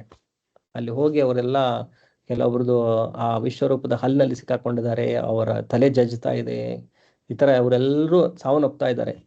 ಇದನ್ನು ಮುಂದೆ ಅರ್ಜುನ ಯುದ್ಧ ಹೋಗೋಕ್ಕಿಂತ ಮುಂಚೆನೇ ನೋಡ್ತಾನೆ. ಸೊ ಕಾಲದ ರೂಪದಲ್ಲಿ ಕೃಷ್ಣ ಅವರನ್ನೆಲ್ಲ ಕೊಲ್ಲೋದು ಆಲ್ರೆಡಿ ನಿಶ್ಚಯವಾಗಿದೆ. ಸೊ ಈ ಘಟ್ಟದಲ್ಲಿ ಅರ್ಜುನನಿಗೆ ಈ ವಿಷಯ ಗೊತ್ತಿಲ್ಲ. ಅದರಿಂದಾಗಿ ಅವನು ಮೋಹಕ್ಕೊಳಗಾಗಿ ಈ ಥರ ಎಲ್ಲ ವಿಚಾರಗಳು ಅವನಲ್ಲಿ ಬರ್ತಾ ಇದೆ. ಈ ಸಂಗತಿಯನ್ನು ಮುಂದಿನ ಅಧ್ಯಾಯಗಳಲ್ಲಿ ತಿಳಿಯಪಡಿಸಿದೆ. ಭಗವಂತನ ಸಹಜ ಭಕ್ತನಾದ ಅರ್ಜುನನಿಗೆ ದುಷ್ಕೃತ್ಯ ಮಾಡಿದ ತನ್ನ ದಾಯಾದಿಗಳು ಮತ್ತು ಸೋದರರಿಗೆ ಪ್ರತೀಕಾರ ಮಾಡಲು ಇಷ್ಟವಿರಲಿಲ್ಲ. ಆದರೆ ಅವರೆಲ್ಲರೂ ಹತರಾಗಬೇಕು ಎನ್ನುವುದು ಭಗವಂತನ ಯೋಜನೆ. ಭಗವಂತನ ಭಕ್ತನು ದುಷ್ಕರ್ಮಿಯ ವಿರುದ್ಧ ಪ್ರತೀಕಾರ ಮಾಡುವುದಿಲ್ಲ. ಆದರೆ ದುಷ್ಕರ್ಮಿಯು ಭಕ್ತನಿಗೆ ಮಾಡುವ ಯಾವುದೇ ಕೆಡುಕನ್ನು ಭಗವಂತನು ಸಹಿಸುವುದಿಲ್ಲ. ತನ್ನ ವಿರುದ್ಧವಾಗಿ ಅಪರಾಧ ಮಾಡಿದರೆ ಭಗವಂತನು ಅದನ್ನು ಕ್ಷಮಿಸಬಲ್ಲ. ಆದರೆ ತನ್ನ ಭಕ್ತರಿಗೆ ಕೆಡುಕನ್ನು ಮಾಡಿದವರನ್ನು ಕ್ಷಮಿಸುವುದಿಲ್ಲ. ಆದ್ದರಿಂದ ಅರ್ಜುನನು ದುಷ್ಕರ್ಮಿಗಳನ್ನು ಕ್ಷಮಿಸಲು ಬಯಸಿದರೂ ಭಗವಂತನು ಅವರನ್ನು ಕೊಲ್ಲಲು ಸಂಕಲ್ಪಿಸಿದ್ದ. ಸೊ ಇಲ್ಲಿ ನಮಗೆ ಇನ್ನೊಂದು ಭಕ್ತರ ಗುಣ ಮತ್ತು ಭಗವಂತನ ಗುಣ ಗೊತ್ತಾಗುತ್ತೆ. ಇಲ್ಲಿ ಭಕ್ತರ ಗುಣ ಏನಂತಂತಂದ್ರೆ, ಯಾರೇ ಎಷ್ಟು ಕೆಟ್ಟ ಮಾಡಿದ್ರು ಕೂಡ ಅವರು ಆ ವ್ಯಕ್ತಿಯ ಬಗ್ಗೆ ಅವನಿಗೆ ಕೆಟ್ಟದಾಗಬೇಕು ಅಥವಾ ಅವರನ್ನ ಏನಾದರೂ ಸೇಡು ತೀರಿಸ್ಕೋಬೇಕು, ಈ ತರ ಭಾವನೆಗಳು ಭಕ್ತರಲ್ಲಿ ಇರುವುದಿಲ್ಲ. ಸೊ ಅರ್ಜುನನು ಒಬ್ಬ ಶುದ್ಧ ಭಕ್ತನಾಗಿರೋದ್ರಿಂದ ಆಕ್ಚುಲಿ ಅವನಿಗೆ ಇಷ್ಟು ಅನ್ಯಾಯವಾಗಿದ್ರು ಕೂಡ ಇನ್ಜಸ್ಟಿಸ್ ಆಗಿದ್ರು ಕೂಡ ಆದ್ರೂ ಕೂಡ ಅವರ ಮೇಲೆ ಪ್ರತೀಕಾರ ತೆಗೆದುಕೊಳ್ಳಿಕ್ಕೆ ಅವನಿಗೆ ಇಷ್ಟ ಇಲ್ಲ. ಆದರೆ ಭಗವಂತನು ಹೇಗೆ ಒಬ್ಬ ತಂದೆಯು ಯಾರಾದ್ರೂ ಅವನಿಗೆ ಏನಾದ್ರೂ ಹೇಳಿದ್ರು ಸಹಿಸ್ಕೋಬಹುದು, ಆದರೆ ಅವನ ಮೇಲೆ ಅವಲಂಬಿತವಾಗಿರುವಂಥ ಅವನ ಚಿಕ್ಕ ಮಗುವನ್ನು ಯಾರಾದ್ರೂ ಏನಾದರೂ ಮಾಡಿದ್ರೆ ಆವಾಗ ಆ ತಂದೆ ಏನ್ ಮಾಡ್ಕೊಳ್ತಾನೆ, ಅದನ್ನು ಸಹಿಸೋದಿಲ್ಲ. ಯಾವ ವ್ಯಕ್ತಿ ಒಂದು ಮಗುವಿನ ಮೇಲೆ ಹಾನಿಯಾಗುವಂಥ ಒಂದು ಕೃತ್ಯವನ್ನು ಮಾಡಿದ್ದಾರೆ ಅಂಥ ವ್ಯಕ್ತಿಗೆ ಅವನು ಶಿಕ್ಷೆಯನ್ನು ಕೊಟ್ಟೇ ಕೊಡ್ತಾನೆ. ಸೊ ಅದೇ ಥರ ಭಕ್ತನಾದವನು ಈ ಒಂದು ಪ್ರತೀಕಾರದ ಭಾವನೆ ಅವನಲ್ಲಿ ಇಲ್ಲದೇ ಇದ್ರೂ ಕೂಡ ಭಗವಂತನು ಏನು ಮಾಡ್ತಾನೆ, ತನ್ನ ಭಕ್ತರಿಗೆ ಯಾರಾದರೂ ಹಾನಿಯನ್ನು ಉಂಟು ಮಾಡಿದ್ರೆ ಅವರನ್ನು ಅವನು ಕ್ಷಮಿಸುವುದಿಲ್ಲ. ಆದುದರಿಂದ ಅರ್ಜುನನು ದುಷ್ಕರ್ಮಿಗಳನ್ನು ಕ್ಷಮಿಸಲು ಬಯಸಿದರೂ ಭಗವಂತನು ಅವರನ್ನು ಕೊಲ್ಲಲು ಸಂಕಲ್ಪಿಸಿದ್ದ. ಸೊ ಕೃಷ್ಣನ ಶುದ್ಧ ಭಕ್ತರಾದಂತಹ ಪಾಂಡವರ ಪರಿವಾರಕ್ಕೆ ಇಷ್ಟು ದುಷ್ಕರ್ಮಗಳನ್ನು ಮತ್ತು ಅನ್ಯಾಯಗಳನ್ನು ಮಾಡಿದಂತಹ ಕೌರವರು, ದುರ್ಯೋಧನ ಮತ್ತೆ ಅವರ ಎಲ್ಲ ತಮ್ಮಂದಿರು, ಸೊ ಅವರನ್ನೆಲ್ಲ ಕೊಲ್ಲುವುದಂತೇಳಿ ಕೃಷ್ಣನು ಆಗಲೇ ನಿರ್ಧಾರ ಮಾಡಿದ್ದಾನೆ. ಸೊ ಇಲ್ಲಿ ಅರ್ಜುನನ ಮನಸ್ಥಿತಿ ಮತ್ತೆ ನಮಗೆ ಗೊತ್ತಾಗುತ್ತೆ ಮುಂದಿನ ಶ್ಲೋಕದಲ್ಲಿ ಅರ್ಜುನ ಹೇಳ್ತಾ ಇರೋದು, ಪಾಪಮೇವಾಶ್ರಯೇದಸ್ಮಾನ್ ಹತ್ವೈತಾನ್ ಆತತಾಯಿನಃ ತಸ್ಮಾನ್ ನಾರ್ಹ ವಯಂ ಹಂತುಂ ಧಾರ್ತರಾಷ್ಟ್ರಾನ್ ಸಬಾಂಧವಾನ್ ಸ್ವಜನಂ ಹಿ ಕಥಂ ಹತ್ವಾ ಸುಖಿನಸ್ಯಾಮ ಮಾಧವ. ಸೊ ಅರ್ಜುನ ಇಲ್ಲಿ ಏನು ವಿಚಾರ ಮಾಡ್ತಾ ಇದ್ದಾನೆ ಅಂದ್ರೆ, ಯಾವುದೋ ಒಂದು ಕೆಲಸ ಮಾಡ್ಬೇಕಾದ್ರೆ ಎಷ್ಟು ಭಕ್ತರಾದವರು ಎಷ್ಟು ವಿಚಾರ ಮಾಡ್ತಾರೆ. ಯಾಕಂದ್ರೆ ಇಷ್ಟು ಅದನ್ನು ಈ ಯುದ್ಧ ಮಾಡಲಿಕ್ಕೆ ಇಷ್ಟು ರೀಸನ್ಸ್, ಇಷ್ಟು ಕಾರಣಗಳಿದ್ರೂ ಕೂಡ ಆದ್ರೂ ಕೂಡ ಅರ್ಜುನ ಇನ್ನೂ ವಿಚಾರ ಮಾಡ್ತಾ ಇದ್ದಾನೆ. ಏನು, ಇವರನ್ನು ಕೊಂದ್ರೆ ನನಗೆ ಮುಂದೆ ಪಾಪ ಬರಬಹುದು. ಇವರೆಲ್ಲ ಆತತಾಯಿಗಳಾಗಿದ್ದಾರೆ. ಆತತಾಯಿ ಅಂತಂತಂದ್ರೆ ನಮ್ಮ ಮೇಲೆ ಆಕ್ರಮಣ ಮಾಡಿರೋರು ಅಥವಾ ದುಷ್ಕರ್ಮಗಳನ್ನು ಮಾಡಿರೋರು. ಆದರೆ ಇವರು ಸಾಮಾನ್ಯವಾದ ಆತತಾಯಿಗಳಲ್ಲ, ಸಾಮಾನ್ಯವಾದಂತಹ ಶತ್ರುಗಳಲ್ಲ, ಇವರೆಲ್ಲ ನಮ್ಮ ಸಂಬಂಧಿಗಳೇ. ಇಂಥವರನ್ನು ಕೊಂದ್ರೆ, ಅದರಲ್ಲೂ ಕೂಡ ನನ್ನ ಗುರುಗಳಿದ್ದಾರೆ, ನನ್ನ ತಾತರಾಗಿರೋಂಥ ಭೀಷ್ಮರಿದ್ದಾರೆ, ಇಂಥವರನ್ನು ಕೊಂದ್ರೆ ನಮಗೆ ಪಾಪ ಬರೋದು ಖಂಡಿತ. ಪಾಪಮೇವ ಆಶ್ರಯದ ಅಸ್ಮಾನ್ ಹತ್ವ ಏತಾನ್ ಆತತಾಯಿನಃ ತಸ್ಮಾತ್ ನ ಅರ್ಹ ವಯಂ ಹಂತುಂ. ಅದರಿಂದಾಗಿ ನಾವು ಅವರನ್ನ ಕೊಲ್ಲಬಾರದು. ನನ್ನ ಸ್ವಬಾಂಧವರಾಗಿದ್ದಂತಹ ಧೃತರಾಷ್ಟ್ರನ ಪುತ್ರರನ್ನು ನಾನು ಕೊಲ್ಲಬಾರ್ದು. ಸ್ವಜನಂ ಹಿ ಕಥಂ ಹತ್ವ ಸುಖಿನಸ್ಯಾಮ ಮಾಧವ. ನನ್ನದೇ ಸ್ವಜನರನ್ನು ಕೊಂದ್ರೆ ಯಾವ ಪ್ರಕಾರದ ಸುಖ ನಮಗೆ ಸಿಗುತ್ತೆ. ಸೊ ಈ ತರ ಅರ್ಜುನ ಬೇರೆ ಬೇರೆ ಆರ್ಗ್ಯುಮೆಂಟ್ಸ್ಗಳನ್ನ, ಬೇರೆ ಬೇರೆ ವಾದಗಳನ್ನ ಮಾಡಿ ಯಾಕೆ ಯುದ್ಧ ಮಾಡಬಾರ್ದು ಅಂತೇಳಿ ಅವನು ತೀರ್ಮಾನವನ್ನು ತಗೊಳ್ತಾ ಇದ್ದಾನೆ. ಯುದ್ಧ ಮಾಡಬಾರ್ದು ಅಂತೇಳಿ ತೀರ್ಮಾನವನ್ನು ತಗೊಳ್ಕೊಳ್ತಾನೆ. ವಾದ, ಇಂತಹ ಆಕ್ರಮಣಕಾರರನ್ನು ಕೊಂದರೆ ನಮಗೆ ಪಾಪವೇ ಘಟಿಸುತ್ತದೆ. ಆದ್ದರಿಂದ ಧೃತರಾಷ್ಟ್ರನ ಮಕ್ಕಳನ್ನು, ನಮ್ಮ ಸ್ನೇಹಿತರನ್ನು ನಾನು ಕೊಲ್ಲುವುದು ಸರಿಯಲ್ಲ. ಭಾಗ್ಯ ದೇವತೆಯ ಪತಿಯಾದ ಮಾಧವನೇ, ನಮ್ಮ ಬಂಧುಗಳನ್ನೇ ಕೊಂದು ನಾವು ಏನನ್ನು ಪಡೆಯುತ್ತೇವೆ? ನಾವು ಸುಖವಾಗಿರಲು ಹೇಗೆ ಸಾಧ್ಯ? ಸೊ ಭಾವಾರ್ಥದಲ್ಲಿ ನಾವು ನೋಡುವ ಆತತಾಯಿಗಳು ಅಂದ್ರೆ ಯಾರು ಅಂತೇಳಿ. ಸೊ ವೇದಗಳ ಪ್ರಕಾರ ದುರಾಕ್ರಮಣ ಮಾಡುವವರು 6 ಬಗೆಯ ಜನ. ಸೊ 6 ಪ್ರಕಾರದ ಜನರನ್ನ ಆತತಾಯಿಗಳು ಅಂತೇಳಿ ಹೇಳಿದ್ದಾರೆ. ಸೊ 6 ಪ್ರಕಾರದವ್ರು ಯಾರು ಅಂತಂತಂದ್ರೆ, ವಿಷ ಹಾಕುವವನು, ಯಾರಾದ್ರೂ ವಿಷವನ್ನು ಕೊಟ್ರೆ ಅವನನ್ನು ಆತತಾಯಿ ಅಂತೇಳಿ ಹೇಳ್ತಾರೆ. ಅಥವಾ ಮನೆಗೆ ಬೆಂಕಿ ಹಚ್ಚಿದವನು, ಅವನಿಗೂ ಕೂಡ ಒಬ್ಬ ಆತತಾಯಿ ಅಂತೇಳಿ ಹೇಳ್ತಾರೆ. ಅಥವಾ ಮಾರಕ ಯುದ್ಧಗಳಿಂದ ಹಲ್ಲೆ ಮಾಡುವವನು, ಮಾರಕ ಆಯುಧಗಳಿಂದ ಏನೋ ಖಡ್ಗವನ್ನು ತೆಗೆದುಕೊಂಡು ಅಥವಾ ಏನೋ ಚಾಕು ಅಥವಾ ಗನ್ ಏನೋ ತೆಗೆದುಕೊಂಡು ಮಾರಕ ಆಯುಧಗಳಿಂದ ಹಲ್ಲೆ ಮಾಡ್ಲಿಕ್ಕೆ ಯಾರಾದ್ರೂ ಬಂದ್ರೆ ಅವರನ್ನು ಕೂಡ ಒಬ್ಬ ಆತತಾಯಿ ಅಂತೇಳಿ ಹೇಳ್ತಾರೆ. ಆಮೇಲೆ ಸಂಪತ್ತನ್ನು ಲೂಟಿ ಮಾಡುವವರು, ಯಾರಾದ್ರೂ ನಮ್ಮ ಸಂಪತ್ತನ್ನು ಲೂಟಿ ಮಾಡ್ಕೊಂಡು ಹೋದ್ರೆ ಅವರನ್ನು ಕೂಡ ಆತತಾಯಿ. ಮತ್ತೊಬ್ಬನ ನೆಲವನ್ನು ವಶ ಮಾಡಿಕೊಳ್ಳುವವನು, ಸೊ ಬೇರೆಯವ್ರದ್ದು ಏನೋ ಲ್ಯಾಂಡ್ ಇರುತ್ತೆ, ಅದನ್ನು ನಾನು ಕಬಳಿಸ್ಕೊಂಡ್ಬಿಟ್ರೆ ಅಂಥವನನ್ನು ಕೂಡ ಆತತಾಯಿ ಅಂತ ಹೇಳ್ತಾರೆ.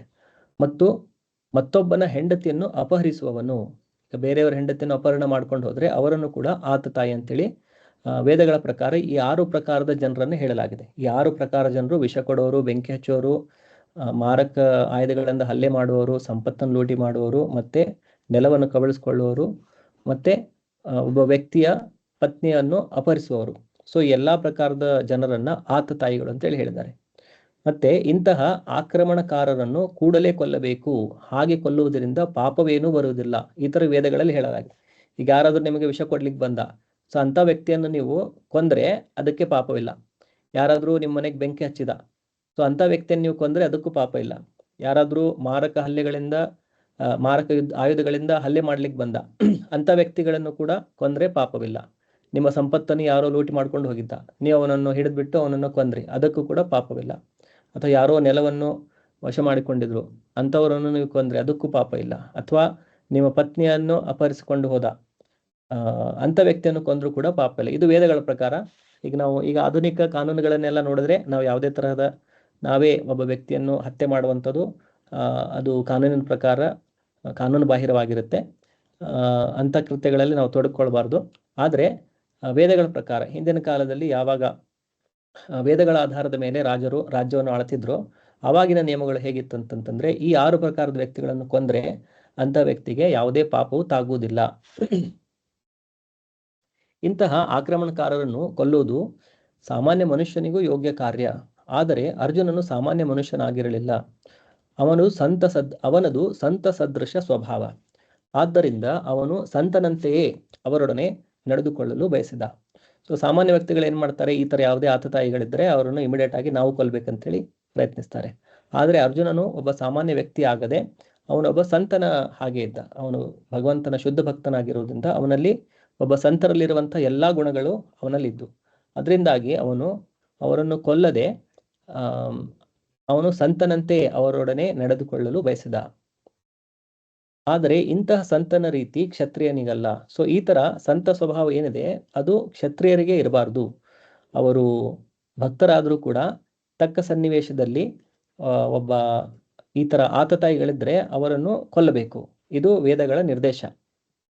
ಒಂದು ರಾಜ್ಯದ ಆಡಳಿತದಲ್ಲಿ ಹೊಣೆಗಾರಿಕೆಯುಳ್ಳ ಮನುಷ್ಯನು ಸಂತ ಸದೃಶನಾಗಿರಬೇಕೆಂದು ಬಯಸುತ್ತಾರೆ, ನಿಜ. ಆದರೆ ಅವನು ಹೇಡಿಯಾಗಿರಬಾರದು.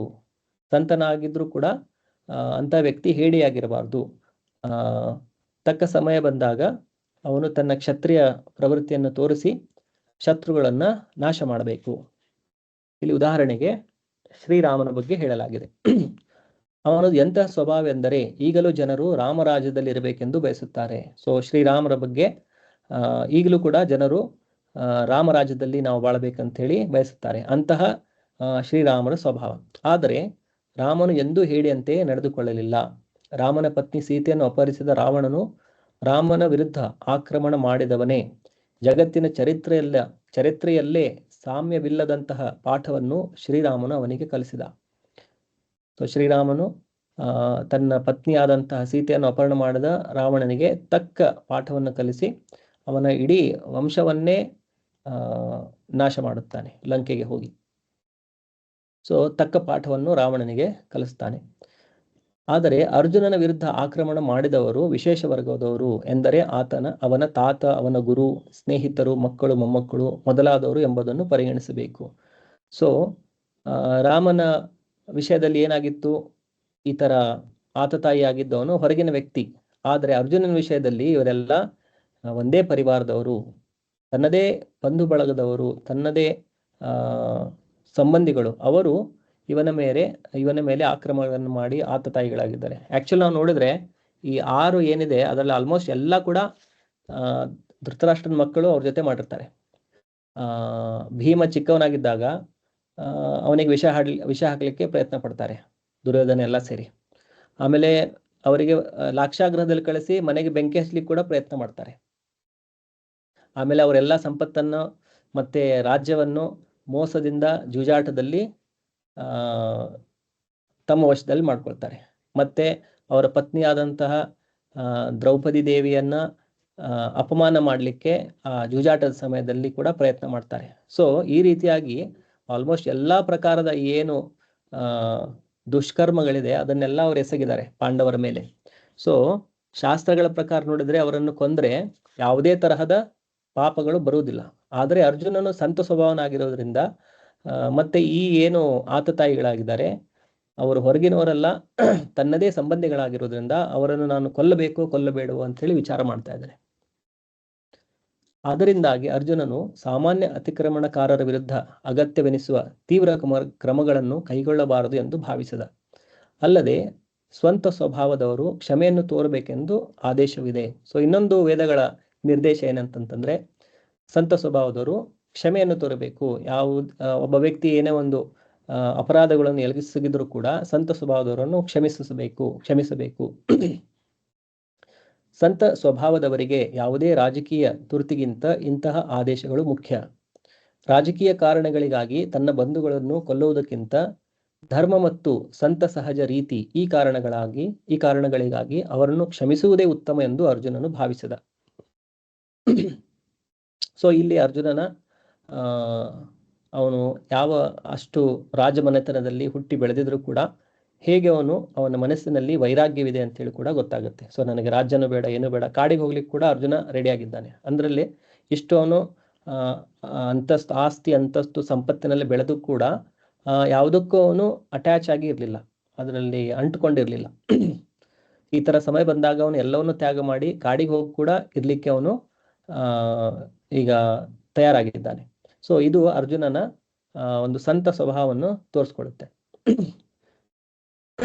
ತಾತ್ಕಾಲಿಕವಾಗಿ ದೇಹ ಸುಖಕ್ಕಾಗಿ ಮಾತ್ರ ಅವರನ್ನು ಕೊಲ್ಲುವುದು ಯೋಗ್ಯವಲ್ಲ ಎಂದು ಅವನು ಭಾವಿಸಿದ. ಸೊ ಈಗ ಯುದ್ಧ ಮಾಡಿದ್ರೆ ಏನಾಗುತ್ತೆ, ರಾಜ್ಯ ನಮಗೆ ಸಿಗುತ್ತೆ. ಸೊ ಈ ಕೇವಲ ರಾಜ್ಯ ಸುಖವನ್ನು ಅನುಭವಿಸ್ಲಿಕ್ಕಾಗಿ ಯಾಕೆ ನಾನು ಇವರನ್ನು ಕೊಲ್ಲಬೇಕು, ಅದಕ್ಕೆ ಬದಲಾಗಿ ನಾನು ಅವರನ್ನು ಕ್ಷಮಿಸಿ ನಾನೇ ಕಾಡಿಗೆ ಹೋಗ್ಬಿಡ್ತೇನೆ. ಸೊ ಈ ತರ ಅರ್ಜುನನು ವಿಚಾರ ಮಾಡ್ತಾ ಇದ್ದಾನೆ. ಅವರನ್ನು ಕೊಂದು ಪಡೆಯುವ ರಾಜ್ಯವಾಗಲಿ ಸುಖವಾಗಲಿ ಶಾಶ್ವತ ಏನೂ ಇಲ್ಲ. ಸೊ ಈಗ ನಾನು ಕೊಂದ್ಬಿಟ್ಟು ಇವರನ್ನೆಲ್ಲ ನನಗೆ ರಾಜ್ಯ ಸಿಕ್ಕರು ಅದೇನಾದ್ರೂ ಶಾಶ್ವತ ಇದೆಯಾ? ಸೊ ಐದರ ರಾಜ್ಯ ಬಿಟ್ಟು ಹೋಗುತ್ತೆ ನನ್ನನ್ನ, ಅಥವಾ ನಾನು ರಾಜ್ಯವನ್ನು ಬಿಟ್ಟು ಹೋಗ್ತೇನೆ. ಸೊ ಯಾವುದೇ ಪರಿಸ್ಥಿತಿಯಲ್ಲೂ ಕೂಡ ಈ ರಾಜ್ಯ ಏನಿದೆ ಶಾಶ್ವತವಾಗಿ ನನ್ನ ಹತ್ರ ಇರುವುದಿಲ್ಲ. ಹೀಗಿರುವಾಗ ತನ್ನ ಬಂಧುಗಳನ್ನೇ ಕೊಂದು ತನ್ನ ಜೀವಕ್ಕೂ ಶಾಶ್ವತವಾದ ಮುಕ್ತಿಗೂ ಆಪತ್ತನ್ನೇಕೆ ತಂದುಕೊಳ್ಳಬೇಕು? ಸೊ ಹೀಗೆ ನಾನು ಪಾಪಕರ್ಮಗಳನ್ನು ಮಾಡಿಬಿಟ್ರೆ ನನಗೆ ಮೋಕ್ಷ ಸಿಗಲಿಕ್ಕಿಲ್ಲ. ಪಾಪಕರ್ಮಗಳಿಂದಾಗಿ ನಾನು ಆ ಪಾಪದ ಫಲವನ್ನು ಅನುಭವಿಸ್ಲಿಕ್ಕೆ ಮತ್ತೆ ಒಂದು ಜನ್ಮವನ್ನು ತೆಗೆದುಕೊಂಡು ಆ ಪಾಪವನ್ನು ನಾನು ಅನಿಸ್ಬೇಕು. ಅದಕ್ಕೆ ಬದಲಾಗಿ ನಾನು ಅವರನ್ನ ಕ್ಷಮಿಸಿ ಕಾಡಿಗೆ ಹೋಗಿ ನನ್ನ ಪಾಡಿಗೆ ನಾನು ಇದ್ಬಿಟ್ರೆ ನಾನು ಮೋಕ್ಷವನ್ನು ಹೊಂದ್ತೇನೆ. ಈ ತರ ಅರ್ಜುನನ ಮನಸ್ಸಿನಲ್ಲಿ ವಿಚಾರಗಳು ಬರ್ತಾ ಇದೆ.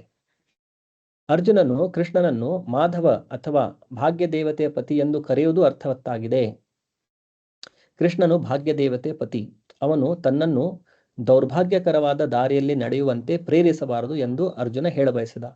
ಸೊ ಇಲ್ಲಿ ಮಾಧವ ಅಂತ ಹೇಳಿ ಅರ್ಜುನ ಕೃಷ್ಣನಿಗೆ ಸಂಬೋಧಿಸಿದ್ದಾನೆ. ಮಾಧವ ಅಂತಂದ್ರೆ ಲಕ್ಷ್ಮೀಪತಿ ಅಥವಾ ಭಾಗ್ಯ ದೇವತೆಯ ಪತಿ. ಸೊ ಭಾಗ್ಯ ದೇವತೆಯ ಪತಿಯಾದಂತಹ ಕೃಷ್ಣನು, ಮಾಧವನು ಇಂತಹ ಪಾಪಕೃತ್ಯವನ್ನು ನನ್ನ ಕೈಯಲ್ಲಿ ಮಾಡಿಸಿ ಮುಂದೆ ನಾನು ಈ ಪಾಪದ ಫಲವನ್ನು ಅನುಭವಿಸುವಂತಹ ಒಂದು ದುರ್ಭಾಗ್ಯಕರವಾದ ಪರಿಸ್ಥಿತಿಯಲ್ಲಿ ನಾನು ಬರಬಾರದು.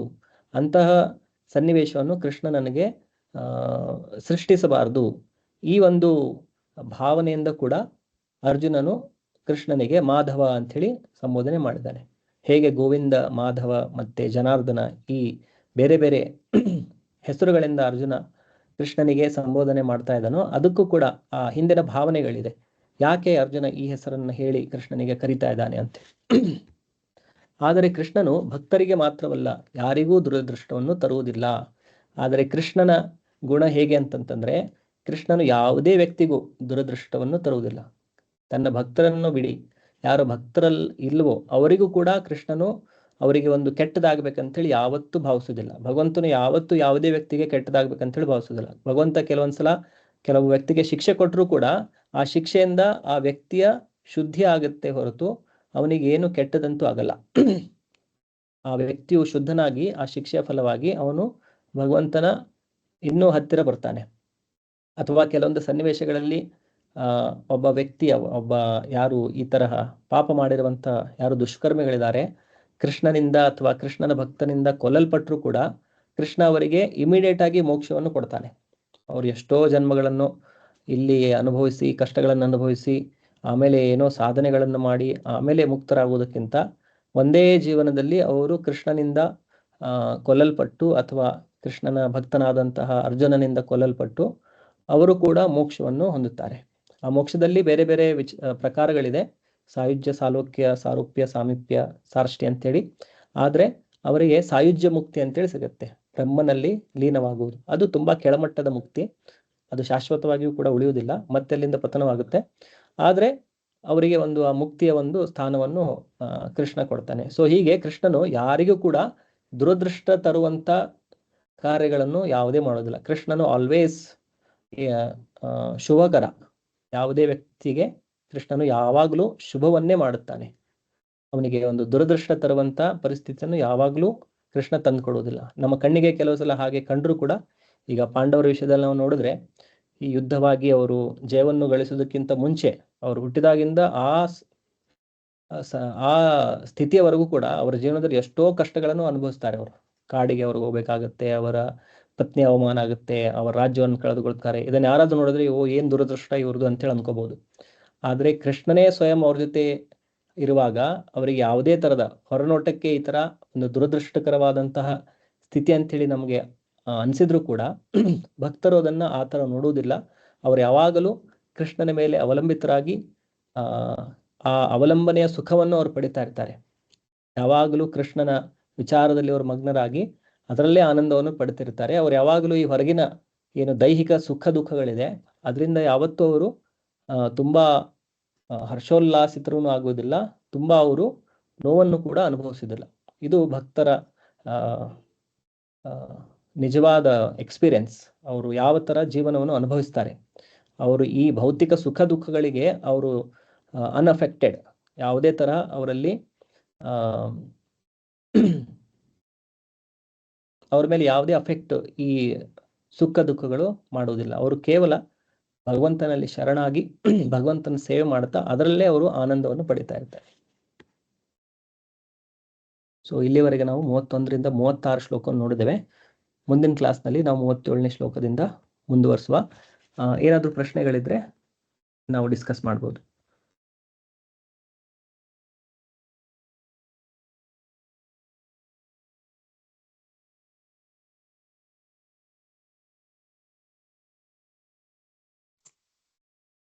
ಹರೇ ಕೃಷ್ಣ ಪ್ರಭು.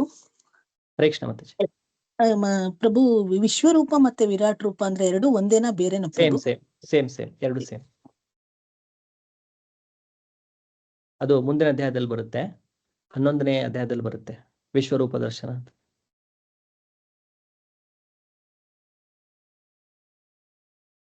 ಹರೇ ಕೃಷ್ಣ ಪ್ರಭು.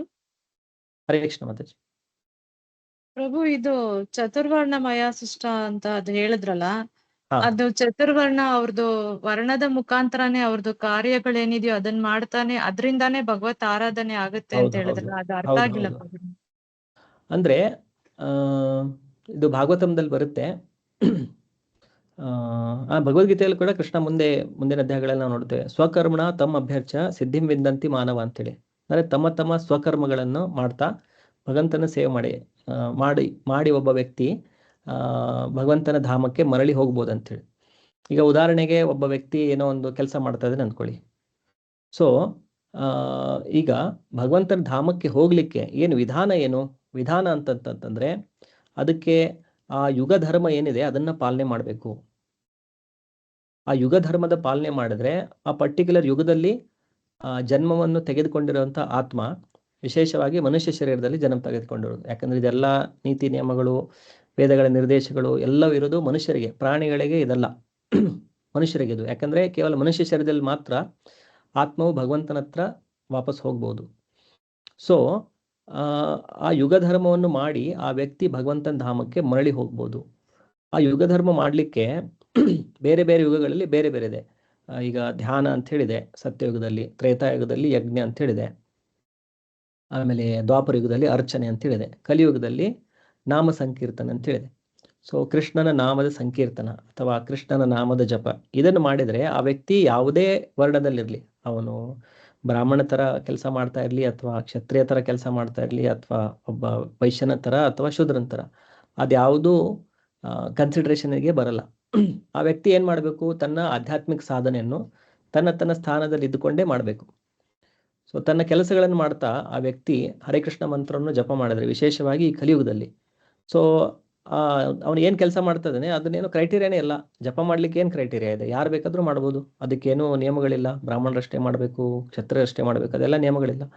ಸೊ ಜಪವನ್ನು ಮಾಡ್ತಾ ಇದ್ರೆ ಈ ಕಲಿಯುಗದ ಯುಗಧರ್ಮ ಏನಿದೆ ಅದ್ರ ಜೊತೆಗೆ ಪಾಪ ಕರ್ಮಗಳನ್ನು ನಿಲ್ಲಿಸಬೇಕು. ಯಾಕಂದ್ರೆ ನಾವು ಪಾಪ ಮಾಡಿದಂಗೆ ಅಥವಾ ಪುಣ್ಯ ಕರ್ಮಗಳನ್ನು ಕೂಡ, ಪುಣ್ಯ ಪಾಪ ಎರಡೂ ನಿಲ್ಲಬೇಕು. ಕೇವಲ ಭಗವಂತನ ಭಕ್ತಿಯಲ್ಲಿ ತೊಡೆದುಕೊಳ್ಬೇಕು. ಆಮೇಲೆ ಭಗವಂತನ ಭಕ್ತಿ ಮಾಡೋದು ಹೈಯೆಸ್ಟ್ ಪ್ರಕಾರದ ಪುಣ್ಯ. ಯಾಕಂದ್ರೆ ಪಾಪ ಪುಣ್ಯ ಏನೇ ಮಾಡಿದ್ರು ಅದನ್ನು ಅನುಭವಿಸ್ಲಿಕ್ಕೆ ಇನ್ನೊಂದು ಶರೀರವನ್ನು ಪಡೆದುಕೋಬೇಕು. ಪುಣ್ಯ ಮಾಡಿದ್ರು ಅದರ ಸುಖ ಅನುಭವಿಸ್ಲಿಕ್ಕೆ ಶರೀರ ಪಡ್ಕೋಬೇಕು, ಪಾಪ ಮಾಡಿದ್ರು ಅದರ ದುಃಖಗಳನ್ನು ಅನುಭವಿಸ್ಲಿಕ್ಕೆ ಶರೀರವನ್ನು ಪಡೆದುಕೋಬೇಕು.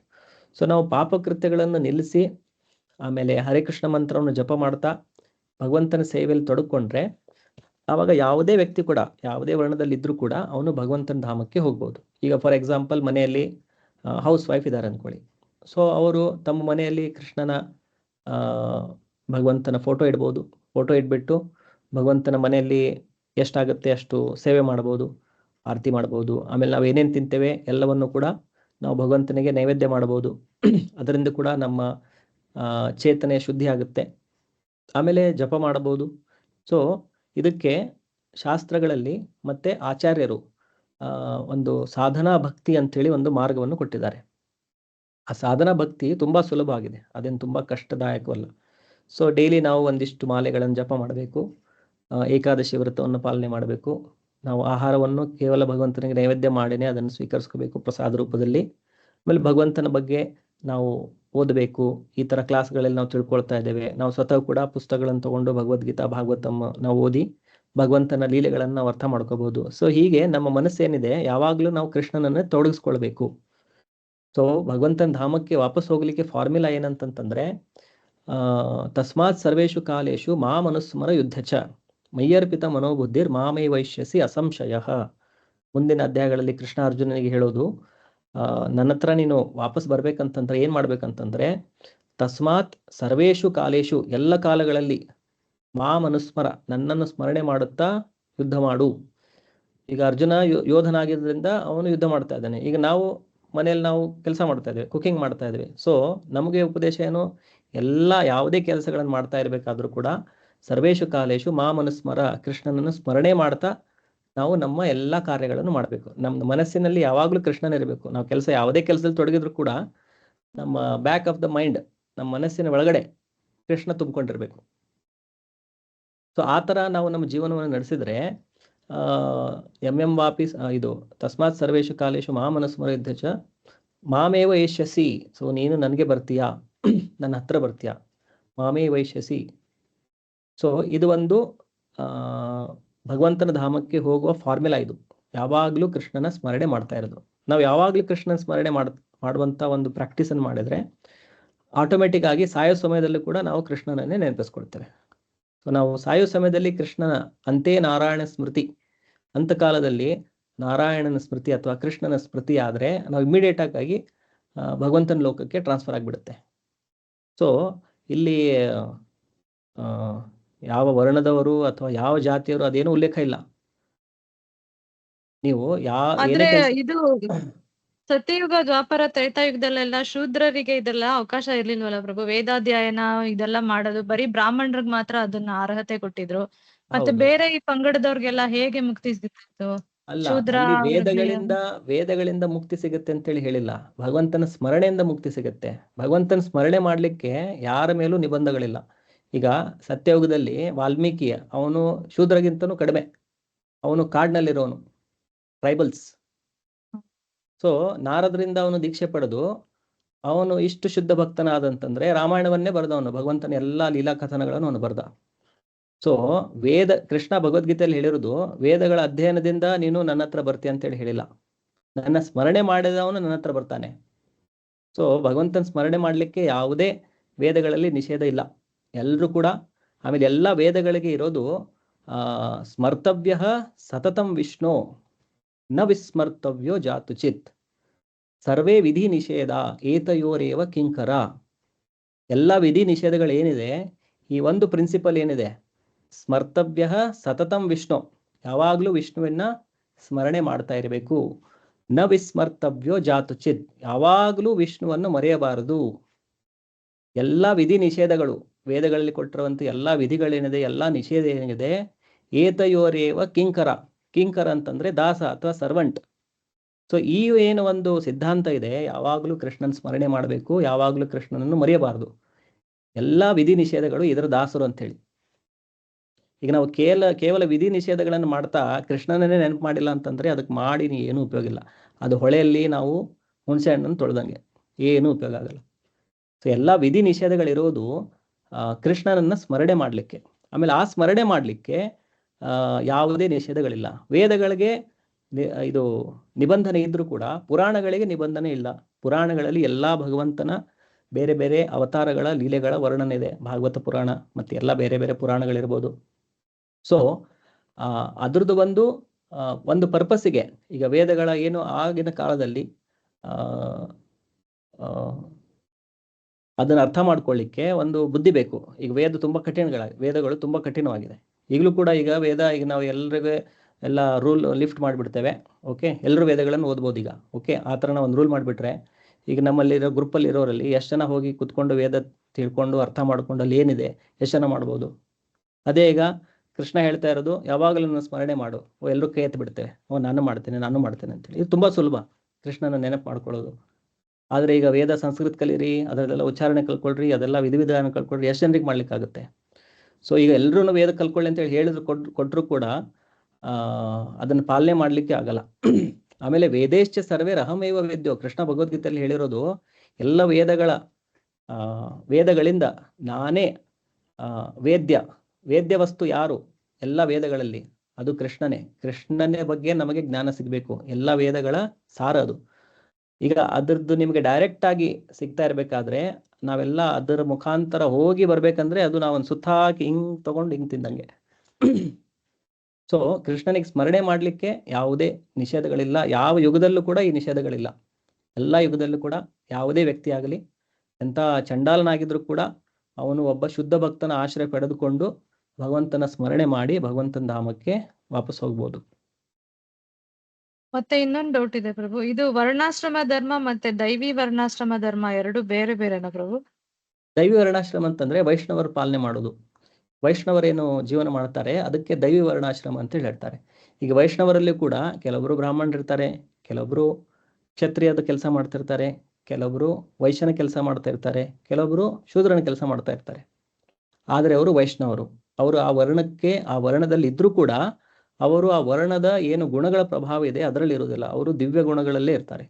ಸೊ ಅದಕ್ಕೆ ದೈವಿ ವರ್ಣಾಶ್ರಮ ಅಂತ ಹೇಳ್ತಾರೆ. ಈಗ ಫಾರ್ ಎಕ್ಸಾಂಪಲ್, ನಾವು ಇಲ್ಲಿ ದೇವಸ್ಥಾನದಲ್ಲಿ ಕಸ ಗುಡಿಸ್ತೇವೆ. ಒಬ್ಬ ಭಗವಂತನ ಭಕ್ತನು ಭಗವಂತನ ಇದು ಏನು ಗರ್ಭಗೃಹ ಇದೆ ಅಲ್ಲಿ ಕಸ ಗುಡಿಸ್ತಾ ಇದ್ದಾನೆ, ಆಮೇಲೆ ಭಗವಂತನ ಪಾತ್ರೆ ತೊಳಿತಾ ಇದ್ದಾನೆ, ಭಗವಂತನ ಬಟ್ಟೆ ತೊಳಿತಾ ಇದ್ದಾನೆ. ಇದನ್ನೆಲ್ಲ ನಾವು ಹೊರಗಿನ ಏನು ಸಮಾಜದಲ್ಲಿ ಏನ್ ಹೇಳ್ತೇವೆ, ಇದು ಶೂದ್ರರ ಕೆಲಸ ಅಂತ ಹೇಳ್ತೇವೆ. ಆದ್ರೆ ಭಗವಂತನಿಗೆ ಅದನ್ನು ಮಾಡಿದಾಗ ಅಂತ ವ್ಯಕ್ತಿಯು ಶೂದ್ರನಾಗಿರುವುದಿಲ್ಲ, ಅವನು ವೈಷ್ಣವನಾಗಿರ್ತಾನೆ. ಆಮೇಲೆ ಅವನು ತಮೋಗುಣದ ಪ್ರಭಾವದಲ್ಲಿರುವುದಿಲ್ಲ, ರಜೋಗುಣ, ತಮೋಗುಣ, ಸತ್ವಗುಣ ಇದೆಲ್ಲದಕ್ಕಿಂತ ಮೇಲೆ ಅವನು ದಿವ್ಯ ಸ್ಥಾನದಲ್ಲಿ ಇರ್ತಾನೆ. ಅದೇ ರೀತಿ ಒಬ್ಬ ವ್ಯಕ್ತಿ ಭಗವಂತನ ಭಕ್ತನು ಏನೋ ಒಂದು ವ್ಯವಸಾಯ ಮಾಡ್ತಾ ಇದ್ದಾನೆ, ಏನೋ ಒಂದು ಬಿಸ್ನೆಸ್ ಮಾಡ್ತಾ ಇದ್ದಾನೆ, ಅಥವಾ ಒಬ್ಬ ವೈಷ್ಣವನು ಯಾರೋ ಒಂದು ಫ್ಯಾಕ್ಟ್ರಿಯಲ್ಲಿ ಕೆಲಸ ಮಾಡ್ತಾ ಇದ್ದಾನೆ, ಏನೋ ಒಂದು ಆಫೀಸಲ್ಲಿ ಕೆಲಸ ಮಾಡ್ತಾನೆ. ಒಬ್ಬರ ಕೈ ಕೆಳಗೆ ಕೆಲಸ ಮಾಡೋದಂತಂದ್ರೆ ಅದು ಶೂದ್ರನ ಕೆಲಸ. ತಾವೇ ಇಂಡಿಪೆಂಡೆಂಟ್ ಆಗಿರೋದಂತಂದ್ರೆ ವೈಶ್ಯ, ಕ್ಷತ್ರಿಯ, ಆಮೇಲೆ ಬ್ರಾಹ್ಮಣ, ಅವ್ರು ಇಂಡಿಪೆಂಡೆಂಟ್ ಆಗಿರ್ತಾರೆ, ಯಾರ ಕೈ ಕೆಳಗೆ ಕೆಲಸ ಮಾಡಲ್ಲ. ಒಬ್ರು ಕೈ ಕೆಳಗೆ ಕೆಲಸ ಮಾಡ್ತಾ ಇದ್ದಾನೆ ಅಂತಂದ್ರೆ ಅಂತ ವ್ಯಕ್ತಿಯನ್ನು ಶೂದ್ರ ಅಂತೇಳಿ ಕರೀತಾರೆ. ಸೊ ಈಗಿನ ಕಾಲದಲ್ಲಿ ಪ್ರಾಕ್ಟಿಕಲಿ ಮೇ ಬಿ ಒಂದು 80% ಜನ ಶೂದ್ರರೇ ಆಗಿದ್ದಾರೆ. ಯಾಕಂದರೆ ಯಾರೂ ಇಂಡಿಪೆಂಡೆಂಟ್ ಆಗಿಲ್ಲ, ಎಲ್ಲರೂ ಒಬ್ರು ಕೈ ಕೆಳಗೆ ಕೆಲಸ ಮಾಡಲೇಬೇಕು. ಸೊ ಆದರೆ ಅಂಥ ವ್ಯಕ್ತಿ ಯಾವಾಗ ಭಗವಂತನ ಸೇವೆಯನ್ನು ಮಾಡ್ಲಿಕ್ಕೆ ತೊಡಗಿಕೊಳ್ತಾನೆ, ಆವಾಗ ಅವನು ಏನೇ ಕೆಲಸ ಮಾಡ್ತಾ ಇದ್ರು ಕೂಡ ಅವನು ಆ ಗುಣಗಳ ಪ್ರಭಾವದಲ್ಲಿ ಇರದೆ ಆ ಗುಣಗಳನ್ನು ಮೀರಿ ದಿವ್ಯ ಸ್ಥಾನವನ್ನು ಪಡೆದುಕೊಳ್ತಾನೆ. ಸೊ ಅಂಥವರನ್ನ ದೈವಿ ವರ್ಣಾಶ್ರಮ ಅಂತ ಹೇಳ್ತಾರೆ. ಸೊ ಅಲ್ಲಿ ಯಾವ ಕೆಲಸ ಮಾಡ್ತಾ ಇದ್ದೇವೆ ಅದು ಇಂಪಾರ್ಟೆಂಟ್ ಇರಲ್ಲ, ನಾವು ಭಗವಂತನ ಸೇವೆ ಮಾಡ್ತಾ ಇರ್ತೇವೆ ಅದು ಇಂಪಾರ್ಟೆಂಟ್ ಇರುತ್ತೆ. ನಾನು ಒಬ್ಬ ಶೂದ್ರನ ಥರ ಏನೋ ಒಂದು ಈ ಥರ ಮೀನಿಯಲ್ ಸರ್ವಿಸಸ್ ಮಾಡ್ತಾನು ಭಗವಂತನ ಸೇವೆ ಮಾಡ್ಬೋದು, ಅಥವಾ ಒಬ್ಬ ವೈಶ್ಯನ ಥರನೂ ನಾನು ಏನೋ ಉತ್ಪಾದನೆಯನ್ನು ಮಾಡಿ ವ್ಯಾಪಾರವನ್ನು ಮಾಡಿ ಕೂಡ ಭಗವಂತನ ಸೇವೆ ಮಾಡ್ಬೋದು. ಅಥವಾ ಒಬ್ಬ ಕ್ಷತ್ರಿಯನ ಥರ ಯುದ್ಧ ಮಾಡಿ, ಹೇಗೆ ಅರ್ಜುನನು ಕ್ಷತ್ರಿಯನಾಗಿ ಭಗವಂತನ ಸೇವೆ ಮಾಡ್ದ, ಅವನ ಗುಣಗಳೇನಿತ್ತು, ಯುದ್ಧ ಮಾಡ್ತೇನೆ, ಯುದ್ಧದಲ್ಲಿ ನಿಪುಣನಾಗಿದ್ದ ಅರ್ಜುನ. ಸೊ ಆ ತನ್ನ ಏನು ನಿಪುಣತೆ ಏನಿದೆ, ಯುದ್ಧ ಕೌಶಲ್ಯ ಏನಿದೆ, ಅದನ್ನು ಹೇಗೆ ಅವನು ಬಳಸ್ಕೊಂಡ, ಅದನ್ನು ಕೃಷ್ಣನ ಸೇವೆಯಲ್ಲಿ ಯಾರು ಅಸುರರಿದ್ದಾರೆ ಅಸುರರನ್ನು ಕೊಲ್ಲಲಿಕ್ಕೆ ಬಳಸ್ಕೊಂಡ ಅವನು ತನ್ನ ಏನು ಸ್ಕಿಲ್ಸ್ಗಳಿದೆ. ಅದೇ ಥರ ಒಬ್ಬ ಬ್ರಾಹ್ಮಣನಾಗಿರೋನು ವೇದಗಳನ್ನು ತಿಳಿದುಕೊಳ್ಳಲಿಕ್ಕೆ, ಶಾಸ್ತ್ರಗಳನ್ನು ಅಧ್ಯಯನ ಮಾಡಲಿಕ್ಕೆ ಅದರಲ್ಲಿ ಎಕ್ಸ್ಪರ್ಟ್ ಇರ್ತಾನೆ. ಸೊ ಅಂಥ ವ್ಯಕ್ತಿ ಏನು ಮಾಡ್ತಾನೆ, ಅದನ್ನೆಲ್ಲ ತಿಳಿದುಕೊಂಡು ಅದನ್ನೆಲ್ಲ ಅರ್ಥ ಮಾಡಿಕೊಂಡು ಅದನ್ನೆಲ್ಲ ಸಾಕ್ಷಾತ್ಕಾರ ಮಾಡಿಕೊಂಡು ಅದೇ ಜ್ಞಾನವನ್ನು ಸಮಾಜದ ಬೇರೆ ವರ್ಗದವರಿಗೆ ಹಂಚ್ತಾನೆ. ಸೊ ಅವಾಗ ಅವನೇನು ಮಾಡ್ತಾ ಇದ್ದಾನೆ, ಆ ಬ್ರಾಹ್ಮಣ ರೂಪದಲ್ಲಿ ಭಗವಂತನ ಸೇವೆ ಮಾಡ್ತಾ ಇದ್ದಾನೆ. ಅದೇ ಥರ ಒಬ್ಬ ವೈಶ್ಯನಾಗಿರುವವನು, ಅವನು ಬೆಳೆಯನ್ನು ಬೆಳೆಸಿ ಅಥವಾ ವ್ಯಾಪಾರ ಮಾಡಿ ಹಣವನ್ನು ಗಳಿಸಿ ಆ ಹಣದಲ್ಲಿ ಒಂದು ಭಾಗವನ್ನು ಅವನು ಭಗವಂತನ ಸೇವೆಗೆ ಸಲ್ಲಿಸ್ತಾನೆ. ಸೊ ಈ ಥರ ಅವನು ವೈಶ್ಯನಾಗಿ ಕೂಡ ಒಬ್ಬ ವೈಷ್ಣವನಾಗಿ ಅವನು ಭಗವಂತನ ಸೇವೆಯನ್ನು ಮಾಡ್ತಿರ್ತಾನೆ. ಸೊ ಈ ಥರ ಯಾವಾಗ ವ್ಯಕ್ತಿಗಳು ತಮ್ಮ ಜೀವನವನ್ನು ಭಗವಂತನ ಸೇವೆಗೆ ಮುಡುಪಾಗಿಟ್ಟು ತಮ್ಮ ಜೀವನವನ್ನು ನಡೆಸ್ತಾರೆ, ಅಂತಹ ಒಂದು ಏನು ವ್ಯವಸ್ಥೆ ಇರುತ್ತೆ, ವರ್ಣ ವ್ಯವಸ್ಥೆ, ಅದನ್ನ ದೈವಿ ವರ್ಣಾಶ್ರಮ ಅಂತ ಹೇಳ್ತಾರೆ. ಪ್ರಭು ಇನ್ನೊಂದು ಡೌಟ್ ಇದೆ ಪ್ರಭು. ಓಕೆ, ಇದು ಭಕ್ತಿ ಮಾಡ್ತಾ ಇದ್ರೂನು ನಮ್ ಕರ್ಮಫಲ ನಿಲಿಪೆ ಆಗಲ್ವಾ? ಅಂದ್ರೆ ಕರ್ಮಫಲ ಮುಗಿಯೋದಿಲ್ವಾ?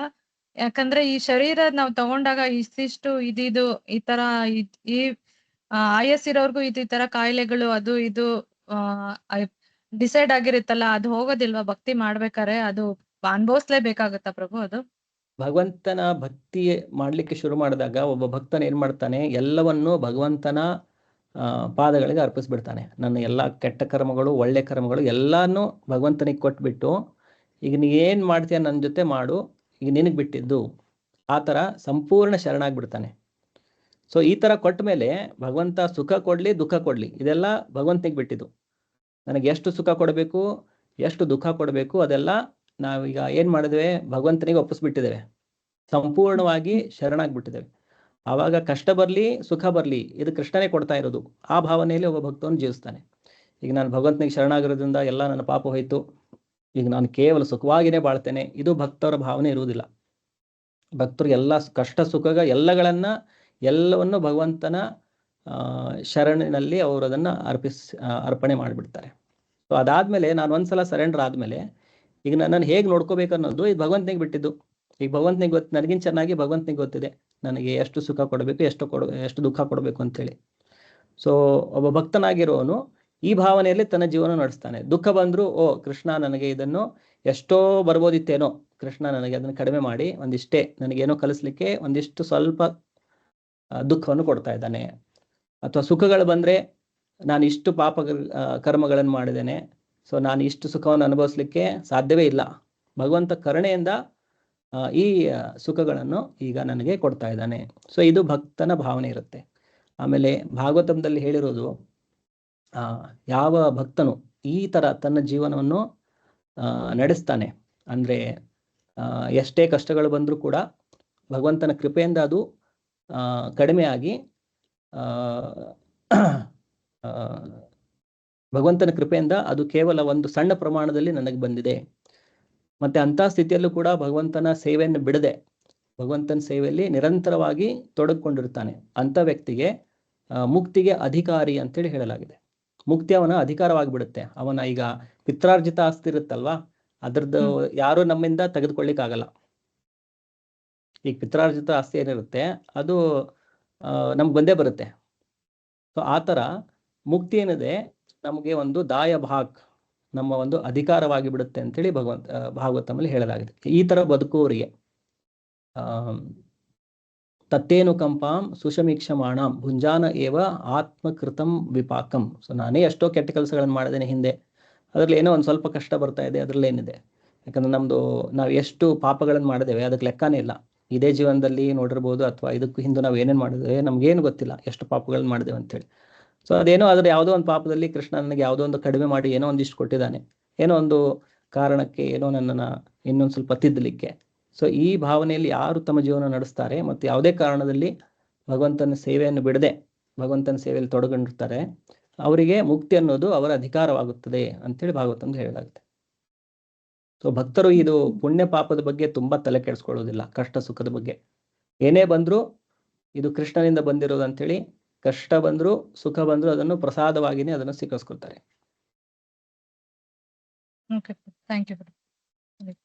ಹರೇ ಕೃಷ್ಣ. ಸೊ ಇವತ್ತಿನ ಕ್ಲಾಸನ್ನು ನಾವಿಲ್ಲೇ ಕೊನೆಗೊಳಿಸುವ. ಮತ್ತೆ ಮುಂದಿನ ಭಾನುವಾರ ಮುಂದಿನ ಶ್ಲೋಕಗಳನ್ನು ನಾವು ಅರ್ಥ ಮಾಡ್ಕೊಳ್ಳೋಣ. ಶಿಲ ಪ್ರಭುಪಾದ ಕಿ ಜೈ. ಹರೇ ಕೃಷ್ಣ ಪ್ರಭು. ಹರೇ ಕೃಷ್ಣ. ಹರೇ ಕೃಷ್ಣ ಪ್ರಭು. ಹರೇ ಕೃಷ್ಣ. ಹರೇ ಕೃಷ್ಣ ಪ್ರಭು. ಹರೇ ಕೃಷ್ಣ.